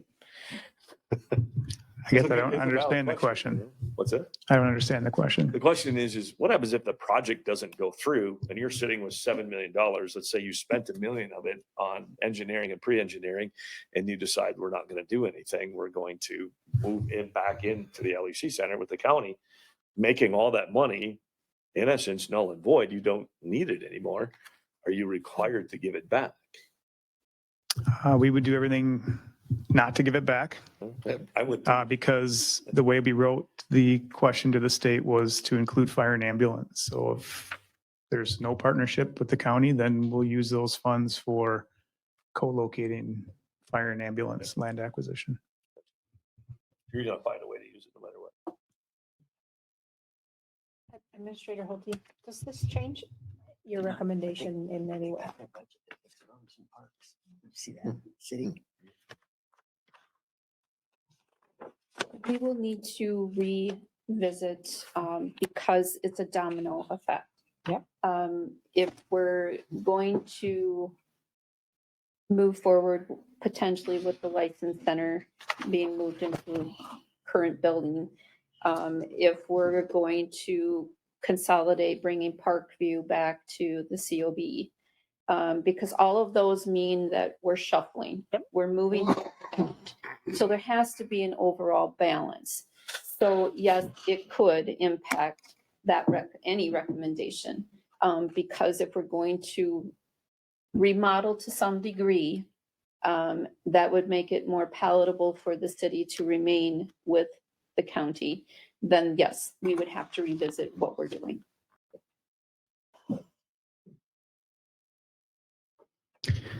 Chair and Commissioners, thanks for, I guess I didn't ask to come up and speak. Thanks for letting me come back up. Oh, thank you Thank you very for coming. much. Yes. Thank you. I think a fundamental question, though, in the presentations, and thank you to Deputy Mueller for reminding me as well, is that then we have to talk about, is there enough space in the LEC? So you're talking about bringing other items and entities into the LEC. And then if you talk about renovation, is it enough space for both police and sheriff to exist? And so the issue still, and the concern, I think maybe what Commissioner Olson mentioned was, is that we were still concerned about whether or not there was enough space in the LEC without an addition to the building. Have So you that done is a a concern. space analysis? I've heard you need more room for evidence. You need this air exchange thing for drugs. I've heard we need to fix a shower in the locker room. How much more space are you thinking you need? Because are you adding to your department? Are you growing your number of officers and those types of things for space? Or is it just these kind of storage kinds of things? The primary is not adding officers or employees. It's primarily other space related to, again, like you mentioned, evidence training. Have you walked interviews room. through now that a lot of that space is just sitting there open? Have you done? I a have not walkthrough? gone through I wouldn't. I mean, I've been there, of course, I'm there quite a Right, bit, but yeah. not into that exact space. Okay, I would encourage anybody to take a walk through and see what they think. I mean, to me, it's a lot of space, but, again, my perspective and stuff. I think there's enough space there to do what we need to do to make a functioning facility. Administrator Holte. Again, it depends the purpose of the space. Right, yeah. So again, if the board desires for us to move forward in evaluating remodeling, that would be addressing the concerns that the city may have. we can do that. But again, it will impact then what other pieces do we do? Yep. So is that what I'm hearing? I don't know if there's a formal motion on the table, is there? I mean, this is more, Nope, there's not yet, but I No, I believe it's more of a, we're still trying to gather information. and we are, and we, But again, I I'm want trying to, to understand what can we provide you? That's what I'm. I think a trying to big get piece is to. this $7 million. Yeah, what can I thing. use that What can for? we do that for? I mean, that's a I don't, huge, I don't know I if don't it's think gonna they happen can, or they not, can't use it to fix but- it. No. but again, it would be nice to know. But But is our legislator so blind to say, oh, you can only use it for new, not existing? I mean, is our legislator that blind when they're encouraging on many levels for us to, collaborate and things like that? I think one of the pieces that you're asking for, Administrator, is that I would really appreciate is, first of all, the 4.1 million, what is actually necessary to get established, which we know is on there, right, to a certain extent, but to really prioritize that and say, what's our upfront load cost? What's this look like, the immediate cost, and then what can we move out on a staggered basis? That would be huge to me with my numbers brain, just OCD, whatever you want to call it. But to put it into play on a budget constraint type scenario, that would be one piece. Two would be maybe this frivolous question of may or may not be with the 7 million. That would be another piece to this. And then three would be really understanding and identifying the space needs and can we accommodate that in this building, This building? I think, no, the LEC. and space needs for who? Yeah. Correct, yeah. Yeah. Whatever Who needs that what? kind of encompasses, and that's a big thing to try to get done in 2 weeks. So we know it's not going to be detailed out, but we can at least get an idea. Is it true that we've known for, and this is probably for you, Mr. Ubel, have we known for a long time that the space available in the LEC is simply not enough for the Winona Police Department? Is that not a fact? I mean, a fact that there was a space study. There was, BKV presented that. So we're short space. Even with, But again, I need to go back and that study definitely said there was not enough space.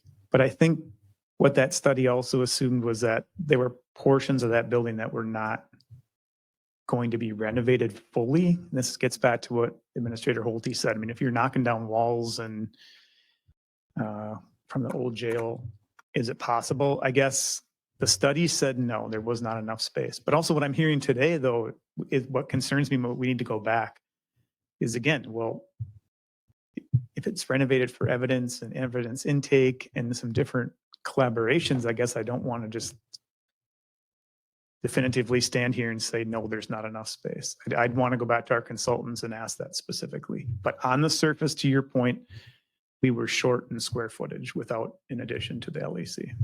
so it'd be fair to say with kind of a revised dialogue that we need to kind of maybe re-explore this. And I think it alludes to point 3, which is, we kind of made 3. I'm trying to clarify it for you, make it easy. That alludes to point 3, a little bit of a clarification as how this new dialogue could potentially positively affect the city and the county on this cohabilitation effort again, that potentially could be more palatable. Did that help you? 1, 2, 3? Okay. Do you want a motion to table and bring this back? That would be the best. So Okay, also move the table. I'll second. Commissioner Elsing has moved and Commissioner Ward has seconded, tabling this conversation until our next meeting. And I'm not going to try to restate what the request exactly was. She can refer to the tape. There you go. Multiple times over. All right, I want to thank staff, Everybody. for all their work on this. And thank you, Mr. Ubel, for coming today. And I thank you for participating in, these many conversations. This has got so many components to it. And I'd like to piggyback that this was very nice. I purposely printed it out. You did a very nice job putting this together. It really, as confusing as it all is, and this took it from like a 10 down to about a 7, but at least it's that much better. So thank you for taking the time to do this, because it really, like I said, I purposely printed this out because it made a lot more sense, especially just even seeing the maps and being able to understand that. So very good job to you and your staff. Thank you. So. Thanks. So the next agenda item We is didn't vote on this. 7. No, we didn't. Please forgive me. Yes. Okay. So there has been a motion and a second.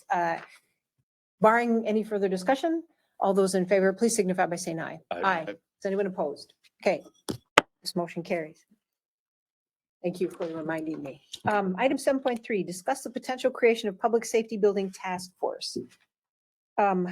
We had tabled this from last meeting. This was an item that Commissioner Vegley had been advocating for. I hate to really take action when he's not here. I think we need some of the answers we just asked for I to, agree to with you. move this forward. So I think we can, yeah, Motion to the table. second. Okay, Commissioner Vegley has, I'm sorry, it's his motion. So Commissioner Elsing has moved to table it till next meeting. Correct. Now Commissioner Ward has seconded. Any further discussion? Commissioner Olson. As I heard Mr. Ubel, again, I'm not gonna put words in your mouth, but this task force would be some of the conversations that we need to have. So I'm gonna just vote against the motion to table it and say, why don't we quit kicking the can down the road? And get the task force going and have these conversations, because the conversations probably are gonna not happen here. They're gonna happen outside of here and then come back to here. Commissioner Ward. Talking to a couple city council people, I don't think they're ready for it. I don't think they've totally embraced the whole idea. And some of the conversation here today saying that, council hasn't approved funding and hasn't done this and hasn't done that. So the ones I talked to said, well, again, is it the cart or the horse, or, where is this going? So, I mean, I think 2 weeks is to get some of the answers will bring clarity to the whole process. Can I give the floor to the administrator and then you will be next, Commissioner Elsing? Yes. Just wondering if it would be acceptable for me to reach out and work with Mr. Obel to see if there is interest with the council to establish, and if so, get feedback on who would like to be on that group. It's okay with me. I mean, in the meantime, just to keep the ball rolling, Fair. and then at the next meeting, you can say yay or nay. We'd still table the motion, correct? Right. Yeah, we'd still table it, but we call That's it. exploratory. I just want to That's- keep it moving. Yep. Yep. All those in favor, please signify by saying aye. Aye. Is anyone opposed? Nay. Still the motion carries. Okay. Discuss and or appoint citizen advisory committee member. Were you able to reach this individual? And then Commissioner That was you. Ward. That was. No, and Mr. Sansala was going to, and I was unable to reach her for this meeting. The original conversation, she did apply and ask for this position at the recommendation of Commissioner Holte. I reached out to her and said, this is a meeting, a group that meets once every 3-4 times over a decade. Would you like to be more proactive? And she said, yes, I would. What I'm trying to do is reach out to her again to see if there's another committee that would allow her to be more proactive than this current one. But I have not been able to make contact yet. okay. So I moved to table, and we're in the process of getting all applicants for a citizen committee. So I would move to table any appointments.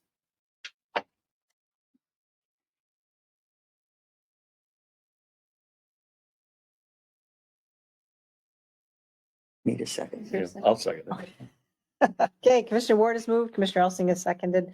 Motion to table this particular committee appointment, waiting for Assistant Administrator Sansala to make some contact. Is there any further discussion? Hearing none, all those in favor, please signify by saying aye. Aye. Is anyone opposed? Okay, motion carries. Discuss And committee. if, just if I could, if Miss apologize. Liefeld? Liefeld is listening. I mean, if there's other, we're in the process of recruiting citizen advisory committees. If she's listening or reads anything about this, please reach out to us. And so we can move forward. Thank you. Next item, 7.5, and this was a request, I think, initially made by Commissioner Vagley, but it is to currently for morning board meetings, the committee of the board takes place subsequently. His request is to, if time allows, to move it to 8 a.m. and so that we would hold that before the board meeting starts. I think for the very reason that he is unable to be here now because he's at work. I am adamantly against this.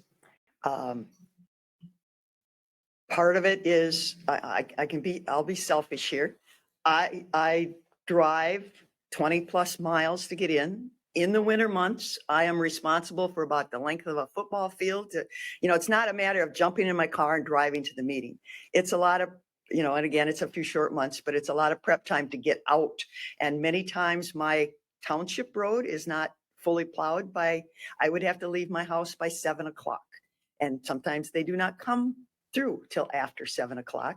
So it would restrict my availability. And, staff, I look at the door when I come in and we open at 8 o'clock for business. I think it would put some stress on staff to get the meeting ready. Now, I think we could probably come in the side doors. I think we would be acknowledged to come in the side doors, but I can't walk in at 8 o'clock and start a meeting. It takes, 5-10 minutes or whatever. I'm sorry, people have other jobs, but again, put the name on the ballot, knew what the time, the time's been that for 20 plus years. I don't care to move it to 8 o'clock. I would prefer to leave it at 9 o'clock. Commissioner Bagley just out in the hallway said, hey, he said, I understand if this goes both ways. He said it wasn't a big issue. I myself am fortunate to have the flexibility that I can work before or after. I know you hear us rural people talk about this and drives and stuff, but it is a real deal. I mean, we don't have the luxury of, hey, we'll be there in 3 minutes, and so for me, it's about at least a 25-minute drive to get here. As far as I'm concerned, we can start it at 6 and I'd be happy, but I don't think that works with everybody else. So You have to stay with me the night before. Zoom in my jammies? No, you wouldn't want that. So, Spare room down in the basement. and when this question came across, it was just an email from Heidi, and I believe I responded, the earlier the better, meaning that. But I also had no idea why the question was being posed. I didn't correlate it back to anything, just what's your personal opinion. So what I don't want to, and so I explained it to Commissioner Bagley in the hall. I said, I'm kind of caught in the middle because I see your point and I see Marcia's point, and Marcia had told me that earlier. So I'm a little bit indifferent to the whole thing, and we're going to upset the apple cart one way or the other. So I really don't know what the correct thing to do here is. So I don't know. Anybody else? Commissioner Olson, do you have any thoughts? I would love to start at 8. Well, I'm going to move to leave the county board meeting the second Monday or second Tuesday of the month at 9 a.m. I'll second that. I think if Commissioner Vagley, even before he left, said that, I understand if you have a job that it's easier to get that out of the way, but I want you to be able to attend, so.